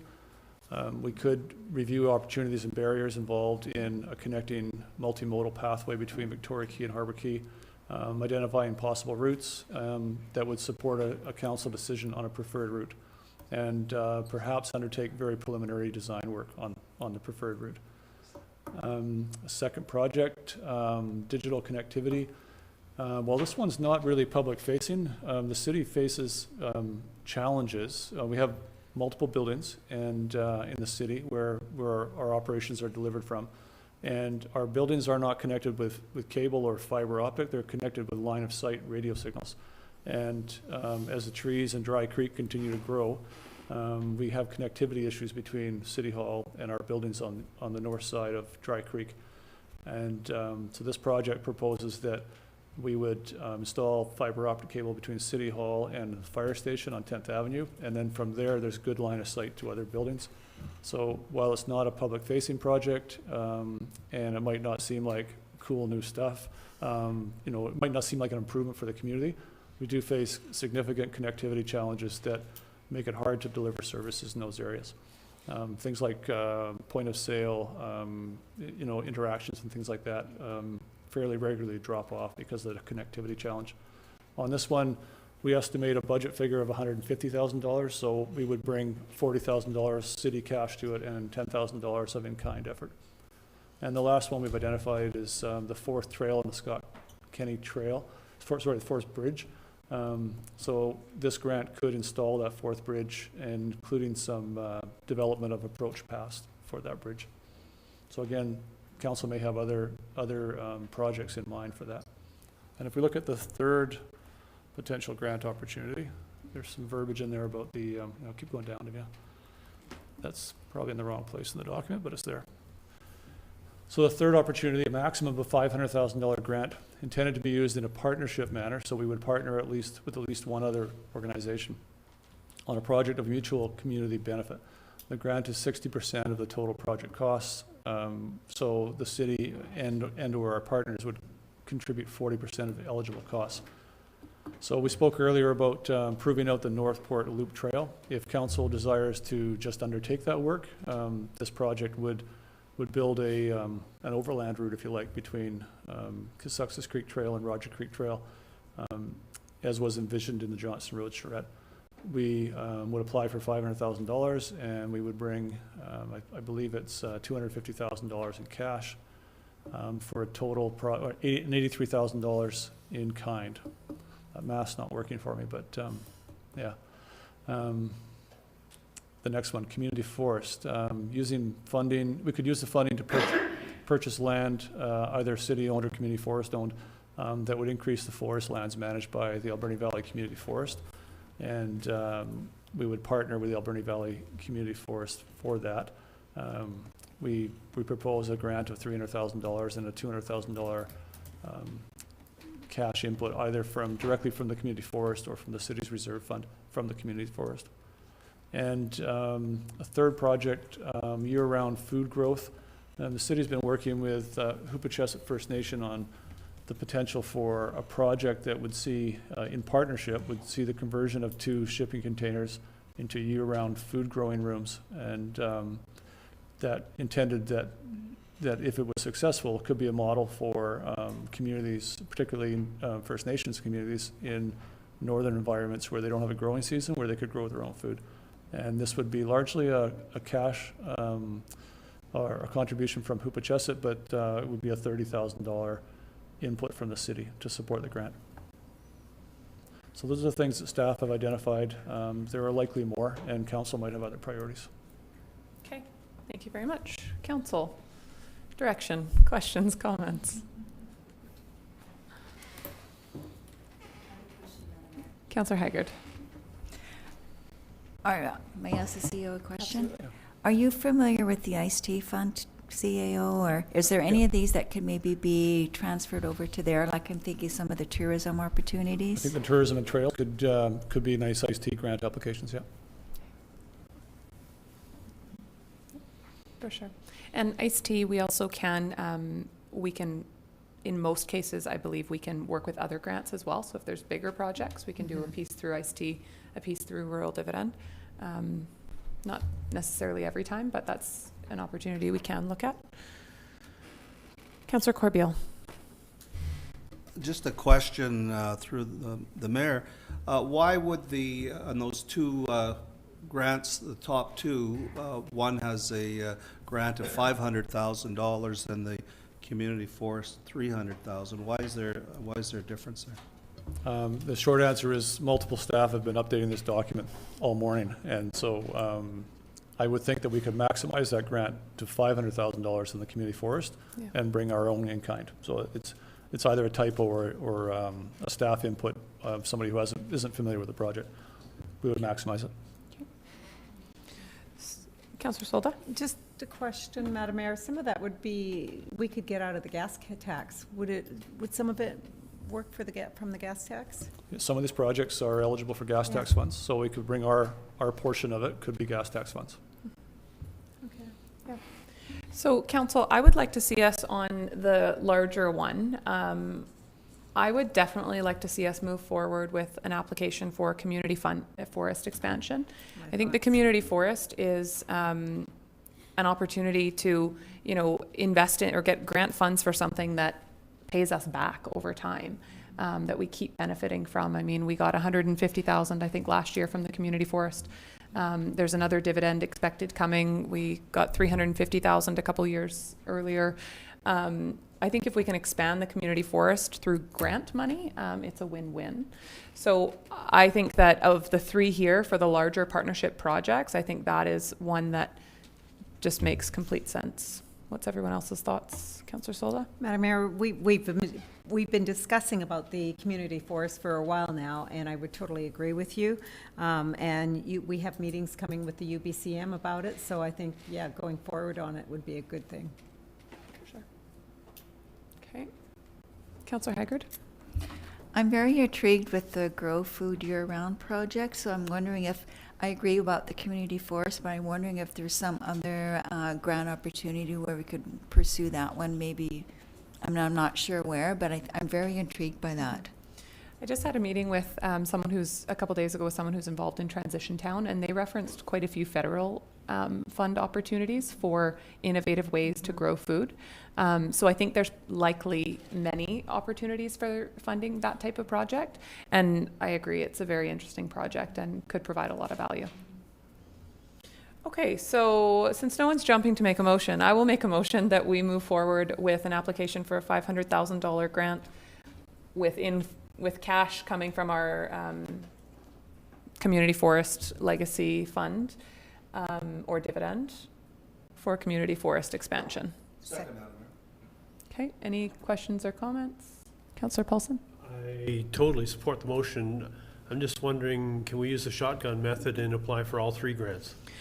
Yeah, let's vote on this one, and then we can go back to the other two and decide if we want to make applications for those also. Yeah, because I just wanted to make sure it's not either or. Absolutely. If we can. Yeah. Okay, so we'll start with this one on the question of the community forest expansion. All in favor? Carried. I'm curious to hear on the other two if staff would recommend that we do make an application to each of the three, that we choose just one, that two, like what do we have time for to submit quality grant applications? I don't want to see us apply for a $10,000 grant and have that take away from a $500,000 grant, the quality of it. Part of the challenge, Madam Mayor, is that different staff members would apply for different projects, right? Yep. So, and this is a issue we face all the time. So we've been trying to get this connectivity challenge faced or addressed, and this is one of the few grant streams that lets us do that. And often what happens is we pull that application because we don't want to conflict with a larger dollar figure application. So I understand where you're coming from. It's what we've done in the past. So we're allowed to apply for each stream. Will we get a grant in each stream? Probably not. So if you want to strategically apply for just one and not the other, I don't have any intel on whether that's a better move or not. Okay. What is the wish of council? Councillor Solda. I have a question regarding the connectivity.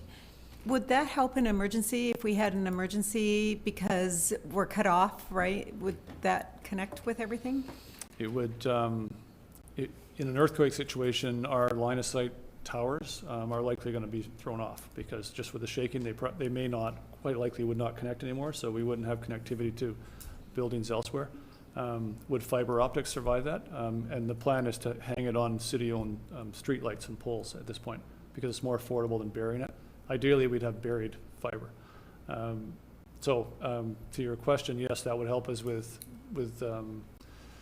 operations after some emergencies, not all. Okay. Now, if council prefers to just make the one $500,000 application and put all of our eggs in one basket, we can bring this connectivity project back during the budget discussions and remind council that it's important and we pulled it in favor of the other piece. And hopefully you would look on it favorably as a capital project. One more question. Regarding the fiber and the grants, has there been in the past, because I can't remember, if there has been any opportunity to apply for any dollars? Again, the fiber project often gets cut in favor of something that's more impactful for the community. So we've had opportunities before and we haven't because it hasn't been the most impactful project.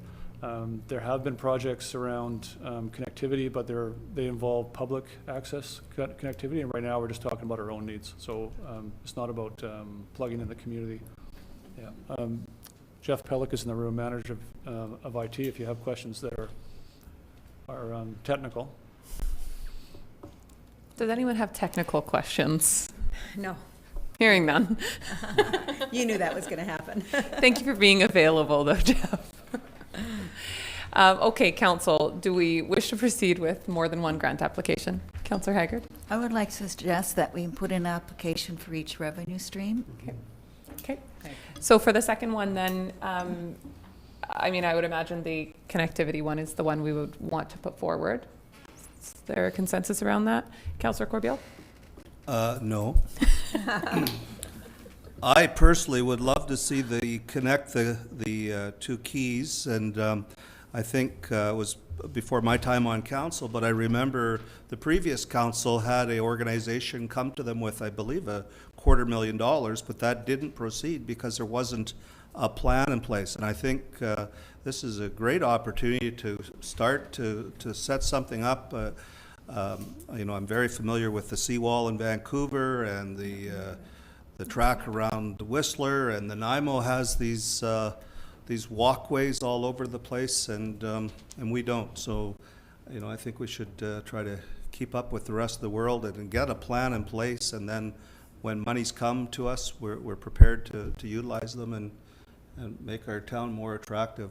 No doubt that this fiber optic is beneficial in the case of some kind of earthquake or an event of some sort, but it's something we don't see, and I would love to see something that, darn it, the monies are being spent on something making this town more attractive and bringing people wanting to move to Port Alberni to live here. So well said, Councillor Corbeil.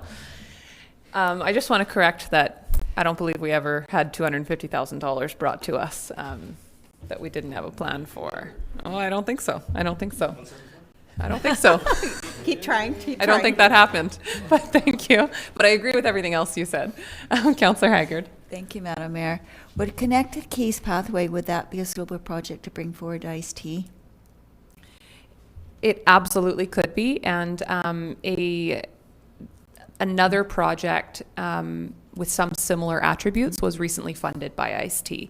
The ICE-T grant limit is $400,000, and I think ICE-T would want to be doing the plan or doing the project, spending money actually making the project happen, whereas this is money to build the plan so that we possibly could apply to places like iced tea. Thank you. Councillor Solda.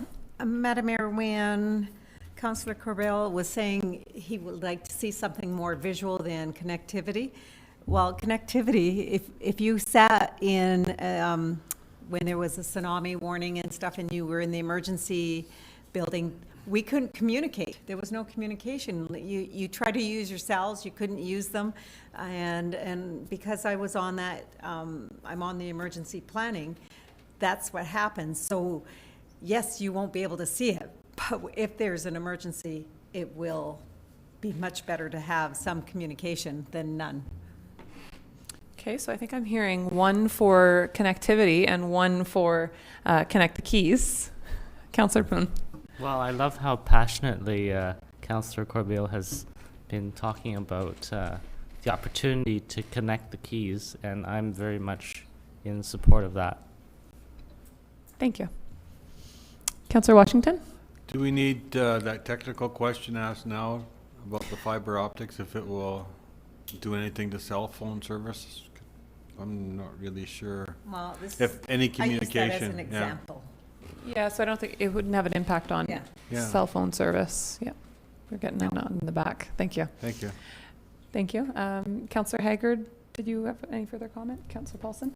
The only thing I have to say, and I support the Connect the Pathways as well, but the digital connectivity would give us a finished product. The Connect the Pathways in this particular one would only give us design work. It wouldn't give us the project and the full scope project. So I think on this basis, I'd support the digital connectivity, Connect the Keys pathway. I think there are other revenue streams that we could really go after for that particular project. Okay, who would like to make a motion? Councillor Corbeil. Well, this is going to be interesting. I would like to move a motion that we go after the, what is it, $100,000 grant plus $10,000 cash, and also the $10,000 in-kind donation to the Connect the Keys project. Is there a seconder? Okay, and questions or comments before we vote? Okay, I'm just going to speak in favor of the motion. As much as I, recognize the need for the connectivity project, and I think that it will come back forward to us anyways. I think that it is long past due that we really recognize the value of our waterfront in this community. We have a beautiful waterfront, and we need to enable people to walk along it and develop it further. I think we have some great opportunities, and I'd like to see an actual plan drawn out so that when grant opportunities do come forward, we have the ability, as Councillor Paulson said, to actually move to a complete project. And we'll never get there if we don't get started with planning. Any further comments? Seeing none, on the motion for the Connect the Keys Pathway project, all in favor? Opposed? Carried. Thank you. Jeff, I went with you on that one, buddy. Okay, and there is one more stream. And again, we can put forward an application, or we can support other projects' applications. What is the will of council on this one? Councillor Solba. Madam Mayor, when we were talking about strategic planning and that, we were talking about developing a streetscape vision, and I would like to move forward on that because we are talking about it and we were working towards that, so I would like to I'll second that motion. move that. I was going to second it. Thank you. Motion is moved and seconded. Councillor Haggard. Has there not been plans to be done before for visions for streetscapes in the uptown area previously to this? So there are, we have several plans available as a city, and as we know, one of the action items in our strategic plan is to do a full review of those with council. There's none, CAO, if you want to kind of answer this further, but I believe that there are none that actually dictate a streetscape and start to do the work around planning for that. Madam Mayor, that's what I'm told from staff, yes. Okay. So this would give us either some staff time, but likely external help to develop that. So if we have a vision already of what we want the streets to look like, and we've got some kind of general design work done in the Johnson Road charrette, for instance, the Uptown study from 2007, the Waterfront North all have a lot of commonalities. Would this be a step toward doing the actual design work to implement? Madam Mayor, I think if council knows what, in general, what your thoughts on our streetscape, I would suggest this is somebody coming in, working just directly with council and taking your vision and applying it to a page. And then from there, it would go to engineers. Okay. Okay. So we have the motion moved and seconded. Are there further comments? Okay, seeing none, all in favor? None opposed, carried. Thank you, CAO, for putting that together. We know that it was last minute, but glad to have at least the options in front of us. Council, I think we will take a 10-minute recess because it is 4 o'clock almost. We'll be back at 5 after 4.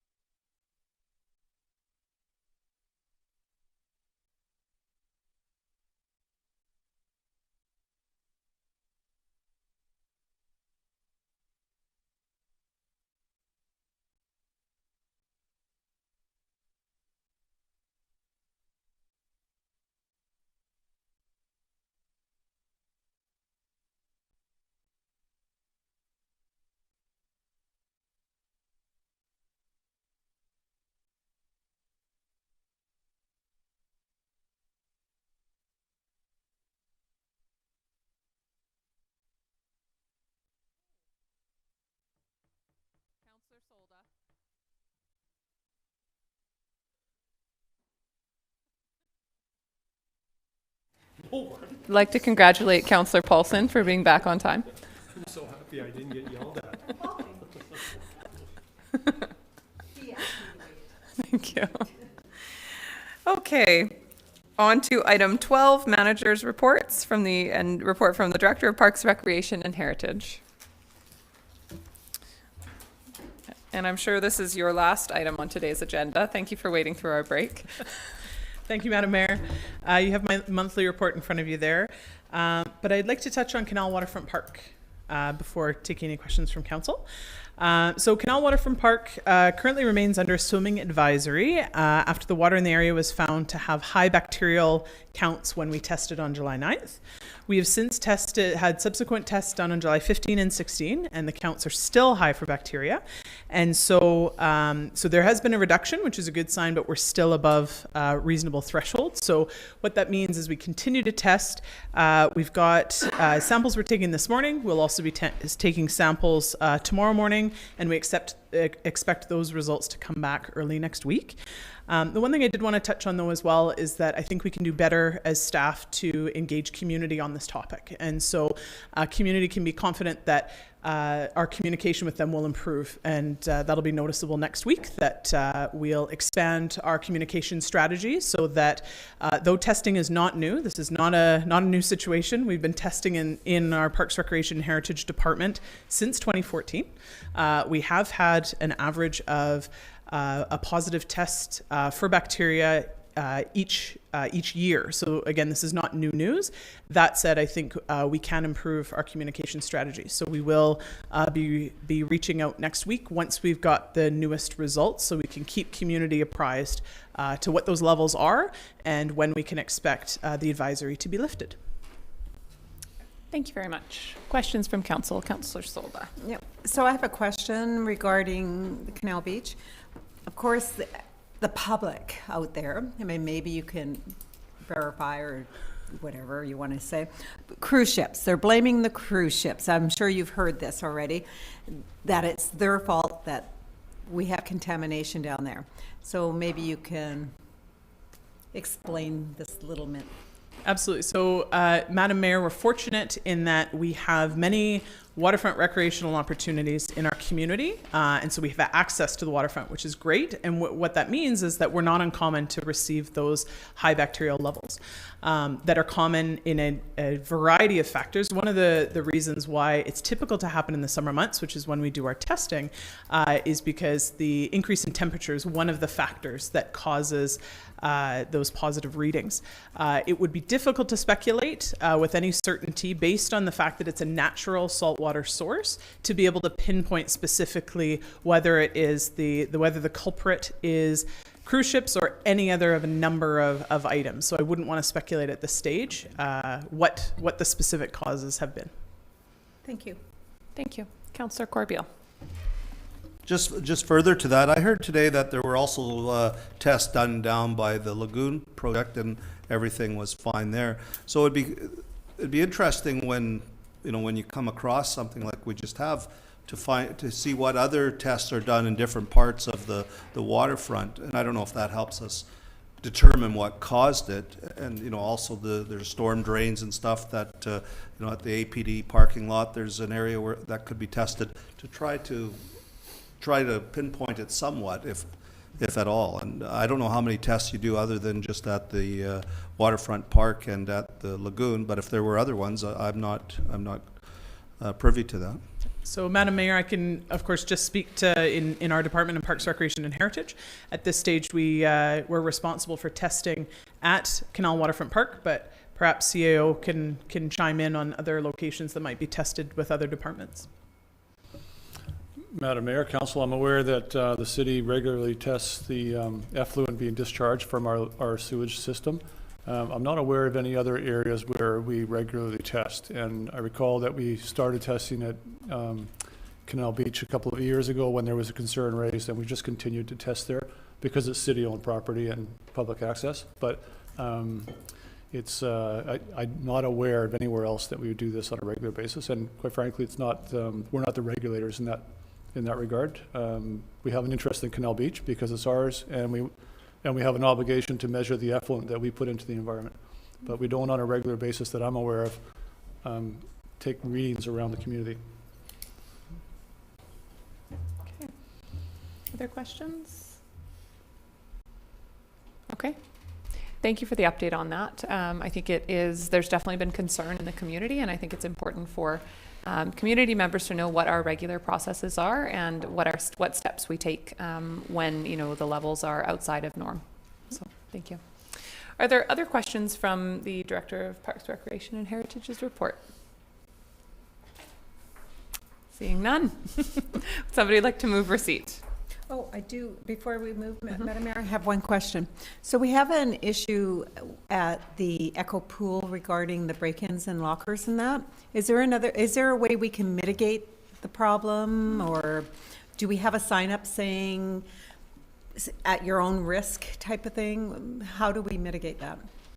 Well, Madam Mayor, my colleague who's arriving next on the agenda, I'm sure can speak to to crime prevention and management, but I'll speak specifically to with the Echo Aquatic Centre. It's sort of a tricky balance when we talk about use at your own risk, because anytime, even in the comfort of your own home, you want to protect your belongings. I think that the reality is that we secure as much as we can. And the benefit and the tricky part of having an open public facility is that we welcome everyone with open arms, and in some circumstances that means that there's undesirable behavior happening. So I would be hesitant to start papering our facilities with signage threatening or there's a perception that we're not a safe facility to be at. So I would be hesitant to start looking at putting additional warnings. We do have things like wallet lockers, so when folks just bring car keys and a wallet, some small items, that they're welcome to have access to those, as well as the larger locker facilities that are secure as well. So we take very common strides that any facility would, but I don't want to give the perception around community that it's not a safe place to go, or that we discourage folks from attending because there's the potential for items to be misplaced or taken. Okay, thank you. Absolutely. Okay, thank you. Okay. Oh, Councillor Washington. Just more a comment, Madam Mayor. I just would like to thank you, Director Thorpe, and your staff for the continued support of the Our Town program. This year we're having a bit of shortage of manpower on the Kiwanis end of it, so Maya and the girls are stepping up to the plate. But just so you know that last event they did an awesome job, so you should be very proud. Thank you. Thank you very much. Would you like to move receipt of the report? Madam Mayor, I'd like to move the monthly report from the Director of Parks, Recreation and Heritage providing information about current departmental operations to be received. Second, Madam Mayor. All in favor? Carried. Thank you very much. And next on our agenda, Inspector Hunter from the RCMP.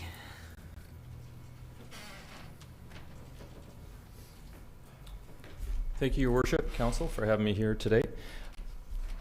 As usual, there's a lot of numbers to present, and I want to reiterate what I spoke to on my last quarter presentation.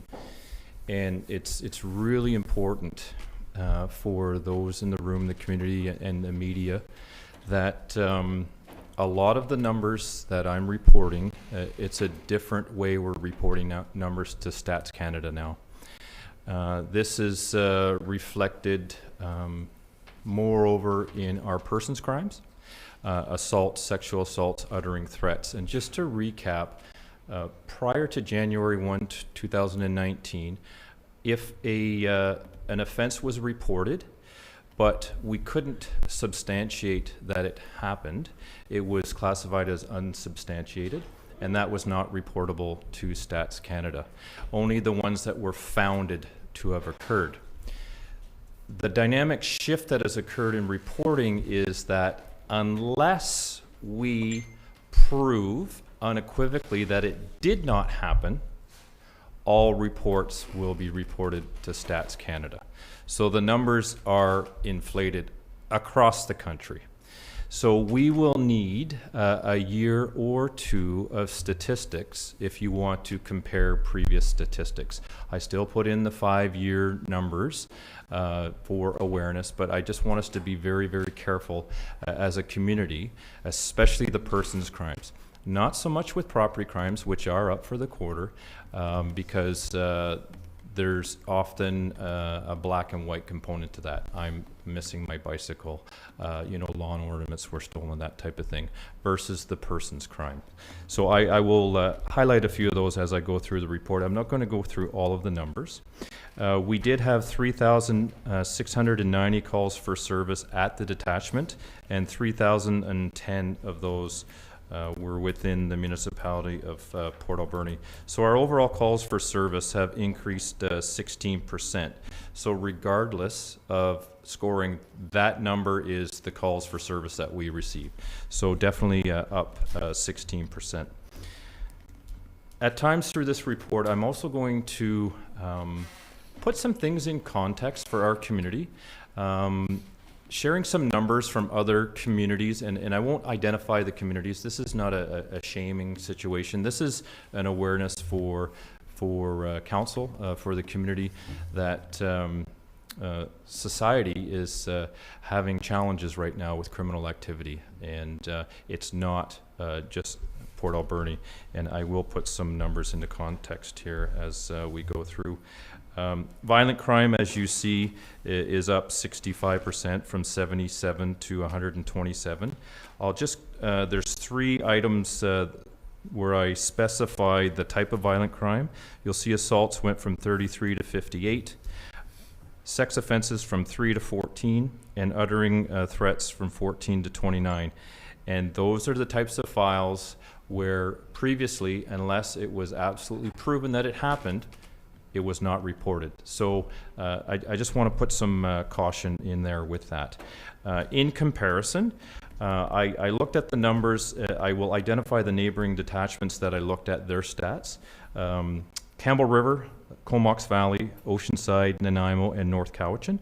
I won't itemize any of them specifically, but I will tell you in violent crime, some of those communities have gone up 143%, 154%, 77%. And I'm not for a moment saying, yay, Port Alberni, look at us, we're not as much as the others. I just want to put things in context. The numbers are up there across the board. Property crime is up from 337 to 465, and we do have an increase in property crime regardless of our statistical reporting. There are other communities that I mentioned, 55%, 44%, 42%, where we're at 38%. I want to point out, you'll see drug offenses and criminal code traffic are down quite a bit.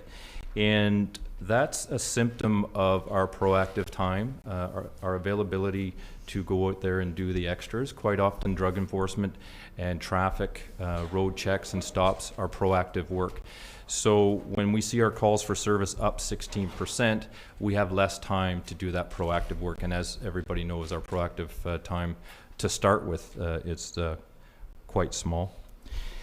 And then of course total criminal code of all the communities that I mentioned there, they're all higher percentage-wise than what Port Alberni is going through.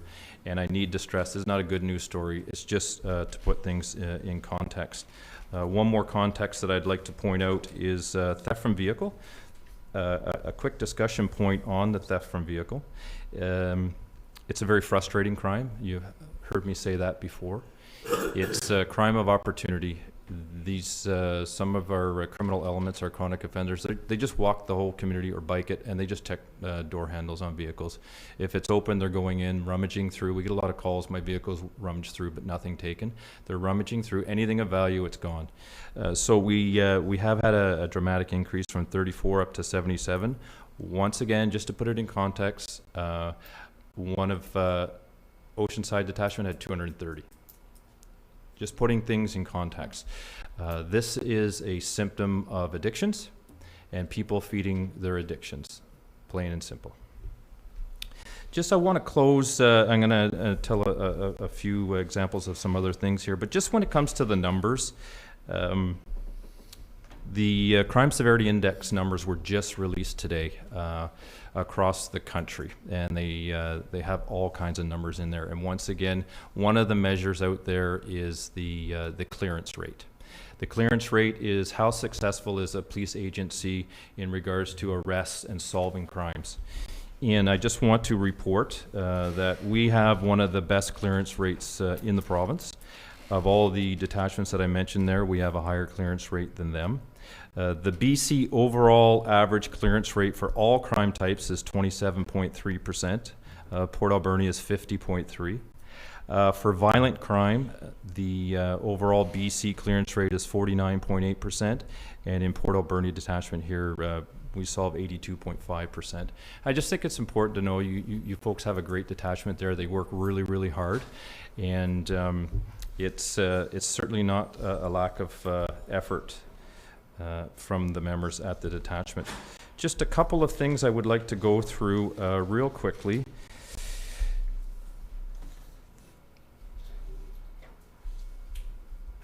We continue to make a lot of arrests at the detachment, especially property crimes, and a lot of those are in relation to community members giving us a call. I really stress the community to call us when they see something suspicious, see something happening. We may very well be busy with other very serious matters and we cannot get to it for some time, but we may be right there and have an opportunity, and we've made several arrests in that regard. There's a caveat with this. The public should not engage with these individuals when they see it happening. You don't know if they're on a particular drug that there could be a violent outburst. They don't want to go back to jail. They don't want to be put on more probation, all of those types of things. So they'll be very defensive if somebody comes toward them. Leave that stuff to the police. It's very, very important. Another thing I want to talk about is don't believe everything you read on Facebook. Don't believe everything you read on Facebook. And you can see the patterns on there, and there's often I wouldn't say there's competitions, but people like to get lots of comments and the trolling comments out there and that sort of stuff. There is a sense of frustration in the community, and I lend it to some folks who do not understand the criminal justice system, criminal law, and specifically when you hear things about people going into people's yards, searching for their stuff, sheds, homes, tents. Police can't do that. We have laws in this country. We can't just arbitrarily start searching these places. We need judicial authorization from the courts. And that is a very black and white specific process that requires specific evidence for that to happen. So I just really caution the public with those activities of barging into people's private property to just search around and look for your own stuff. It is not to happen. Bicycle thefts in the community are frustrating for me. I really encourage the public to document the serial number of their bicycle, put your driver's license number on it, or Garage 529. Our detachment participates in that. You can go online, register your bike for free.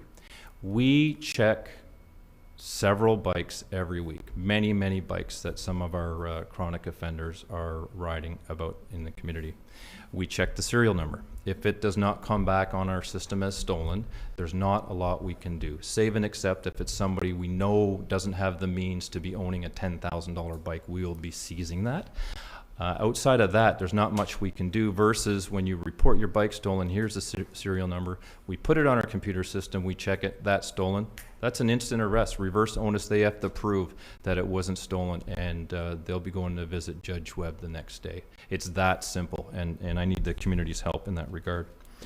I want to announce, just lastly here, another program that we've developed and are implementing in the community. You folks have heard about the Kwasa program, where we're working with our Indigenous community, and when we're in contact with these folks, often in our cells, offer help and counseling through New Cholnith resources.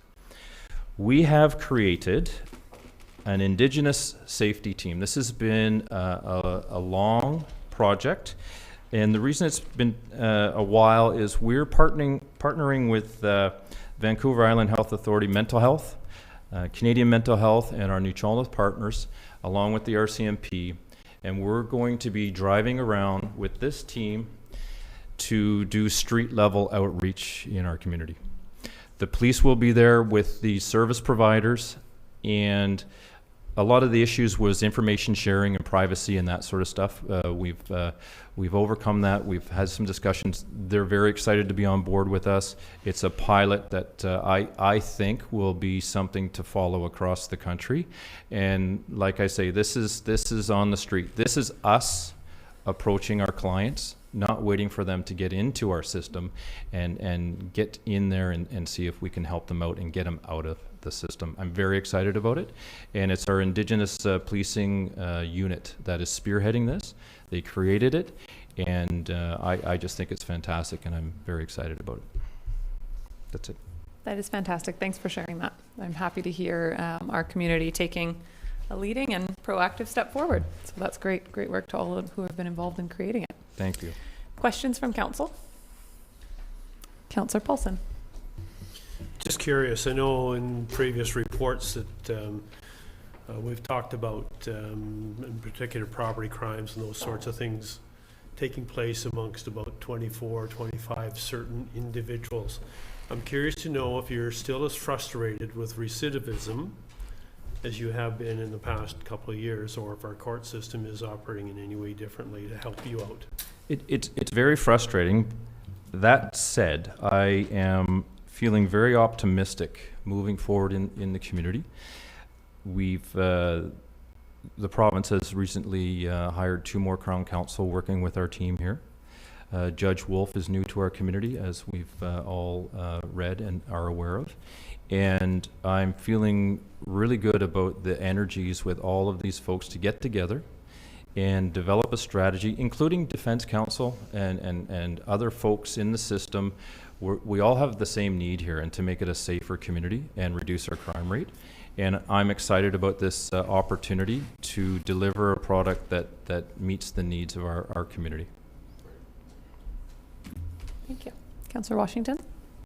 Thank you, Madam Mayor. Inspector, way off topic, but I was tasked to ask you a question, and I'll have to do it here. Auxiliary program, is it up and running?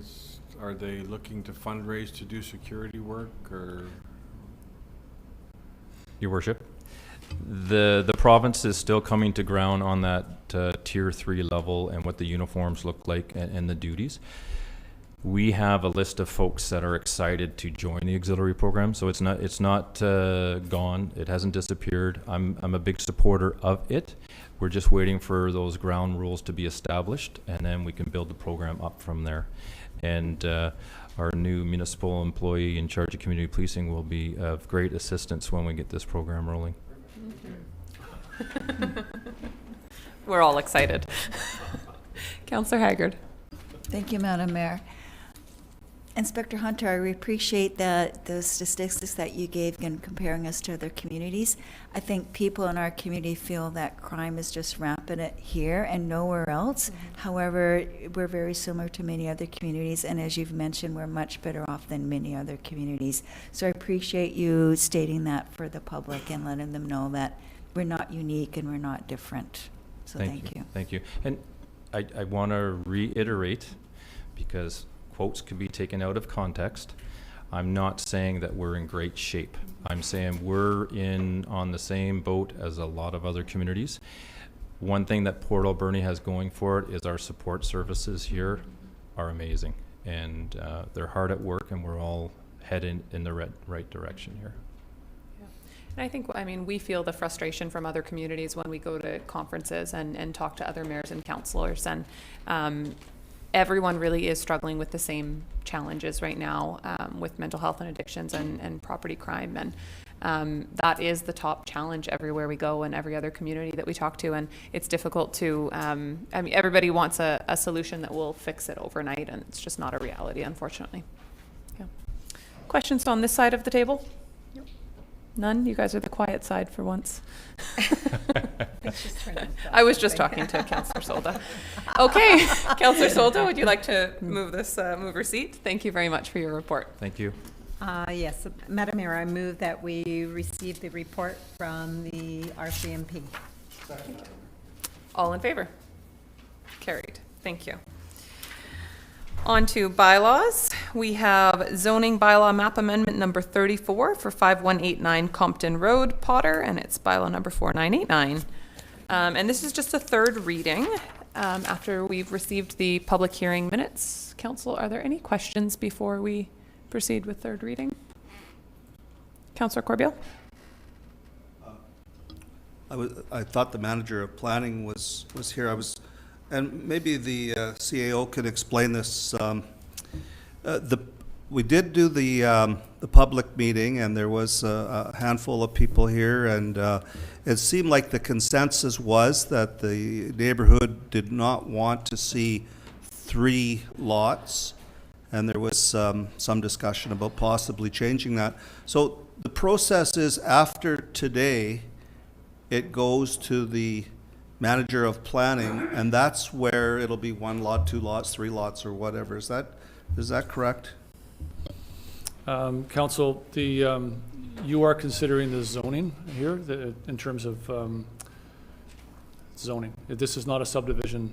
So this process that you were involved in does not involve consideration of subdivision. The zoning that you're considering approving enables subdivision into small lots. The city has a bylaw that includes provision of small lots. So if there's a subsequent subdivision application, that gets considered at staff level and approved by or not approved by the approving officer, not council. So you're correct. You're considering zoning, not subdivision, and it will not come back to you for subdivision. There were some, Madam Mayor, I'm looking at you, were there recommendations made by the Advisory Planning Commission on this? Do you recall? No, yeah, and I think that Councillor Corbeil and I had a conversation about this, and I know you and I have spoke about this as well. At public hearings, we often get, concerns from the public about the proposed application that we never really, as a council, have the opportunity to address. So there's a disconnect there. Either we need to tell people at public hearings, thank you for your input, but that goes to a different process. Or we need to have input on that part of the process. I think here, where this one's a little bit unique, and I believe it was 4 lots down to 3, if I remember correctly. I think this one allowed for 4.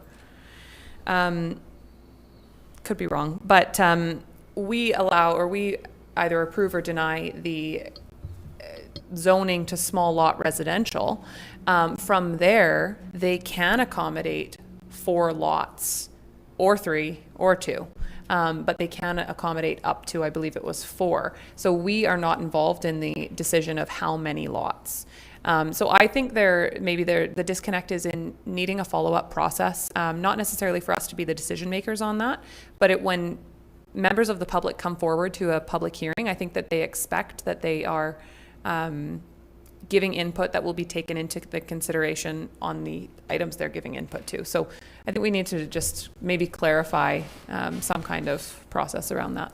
And Madam Mayor, perhaps where there needs to be clarity is staff updating council at each one of these rezoning considerations to say, look, you're considering zoning, which will enable a future subdivision that is outside of your control, so that council is clear and everybody else is clear what is on the table. So even though you're not approving or considering a subdivision here, you are enabling a subdivision, and that is beyond that is outside of your scope, right? Absolutely. Yeah. Okay. Councillor Washington, would you like to read the motion? Thank you, Madam Mayor. I move that the zoning bylaw map amendment number 34, 5189 Compton Road, Potter, bylaw number 4989 be read a third time. Second, Madam Mayor. Any more questions or comments on this? Councillor Corbeil? Well, again, not overly sure how this process works, but if we're able to give instructions, if you will, that, and I think the manager of planning was at that public meeting, but to give serious thought to potentially 2 lots versus 3, or was it 3 versus 4 or whatever? And at least you feel that, you know, we heard the public, we heard their concerns, and, you know, I've driven by there several times, and I kind of think, and this is a whole nother issue, the form and character, I think that for the most part, especially on that side of the road, they're big lots. It's very rural in nature, with the exception of one small little lot. So I guess what I'm trying to say is, if we can just give some advice to the planner when they do the subdivision, to keep in mind what the public said at the public hearing. For sure. CAO? Madam Mayor, I apologize that the manager of planning is not here to answer your questions. This is third reading. The city clerk tells me this is not your final handling of this issue. So if you would like to proceed by giving third reading, you could, and we could see this at final adoption. You could ask those questions. I'm looking at the clerk. I think you could also ask that this be brought back at the next meeting of council, when staff will be here to answer your questions. How do you feel about that? Because we've gone through a public hearing, we need to be very careful. If we're clarifying questions that have already been asked, is one thing. If we're asking for new information, then that would trigger the need for another public hearing. I don't think there's any new information needed here. And I think what we need is not specific to this application, but maybe some information around general process, because there's the other application as well, where there was an APC recommendation that the subdivision only be approved if they hooked up to city sewer. And it sometimes seems like those APC recommendations just fade away. And there's no clear process, in my mind at least, around what happens with those APC recommendations, because we don't make decisions on them, it seems. So where are they going? Who is making a decision on them? I think there needs to be some clarity around what the process is, what public input is for us to consider in our decisions, and what is should be going to staff. So I think that can be separate from this process, personally, but I think there definitely needs to be some clarity around it. Okay. Councillor Corbeil, does that satisfy you? Yeah, kind of did. I mean, I have no problem with the actual zoning amendment they're applying for. Just, you know, I heard the residents loud and clear, and I just don't want that to get lost in the shuffle. For sure. Okay. So on the motion of third reading, all in favor? Carried. And item H, correspondence for action. We have a letter dated July 4th from the Alberni District Fall Fair Association requesting permission to close city streets for the Fall Fair Parade. Councillor Soldo, would you like to read this motion?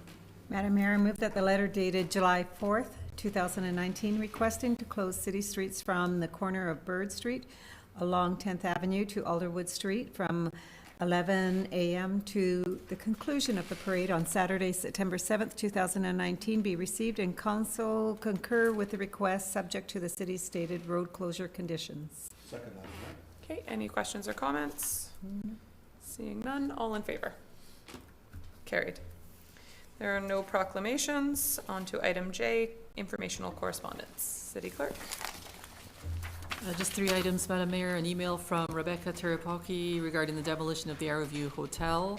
A letter from Ecom 911 providing their 2018 annual report.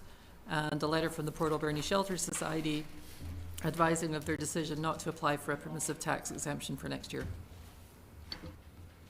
Thank you. Are there any items councillors would like to speak to?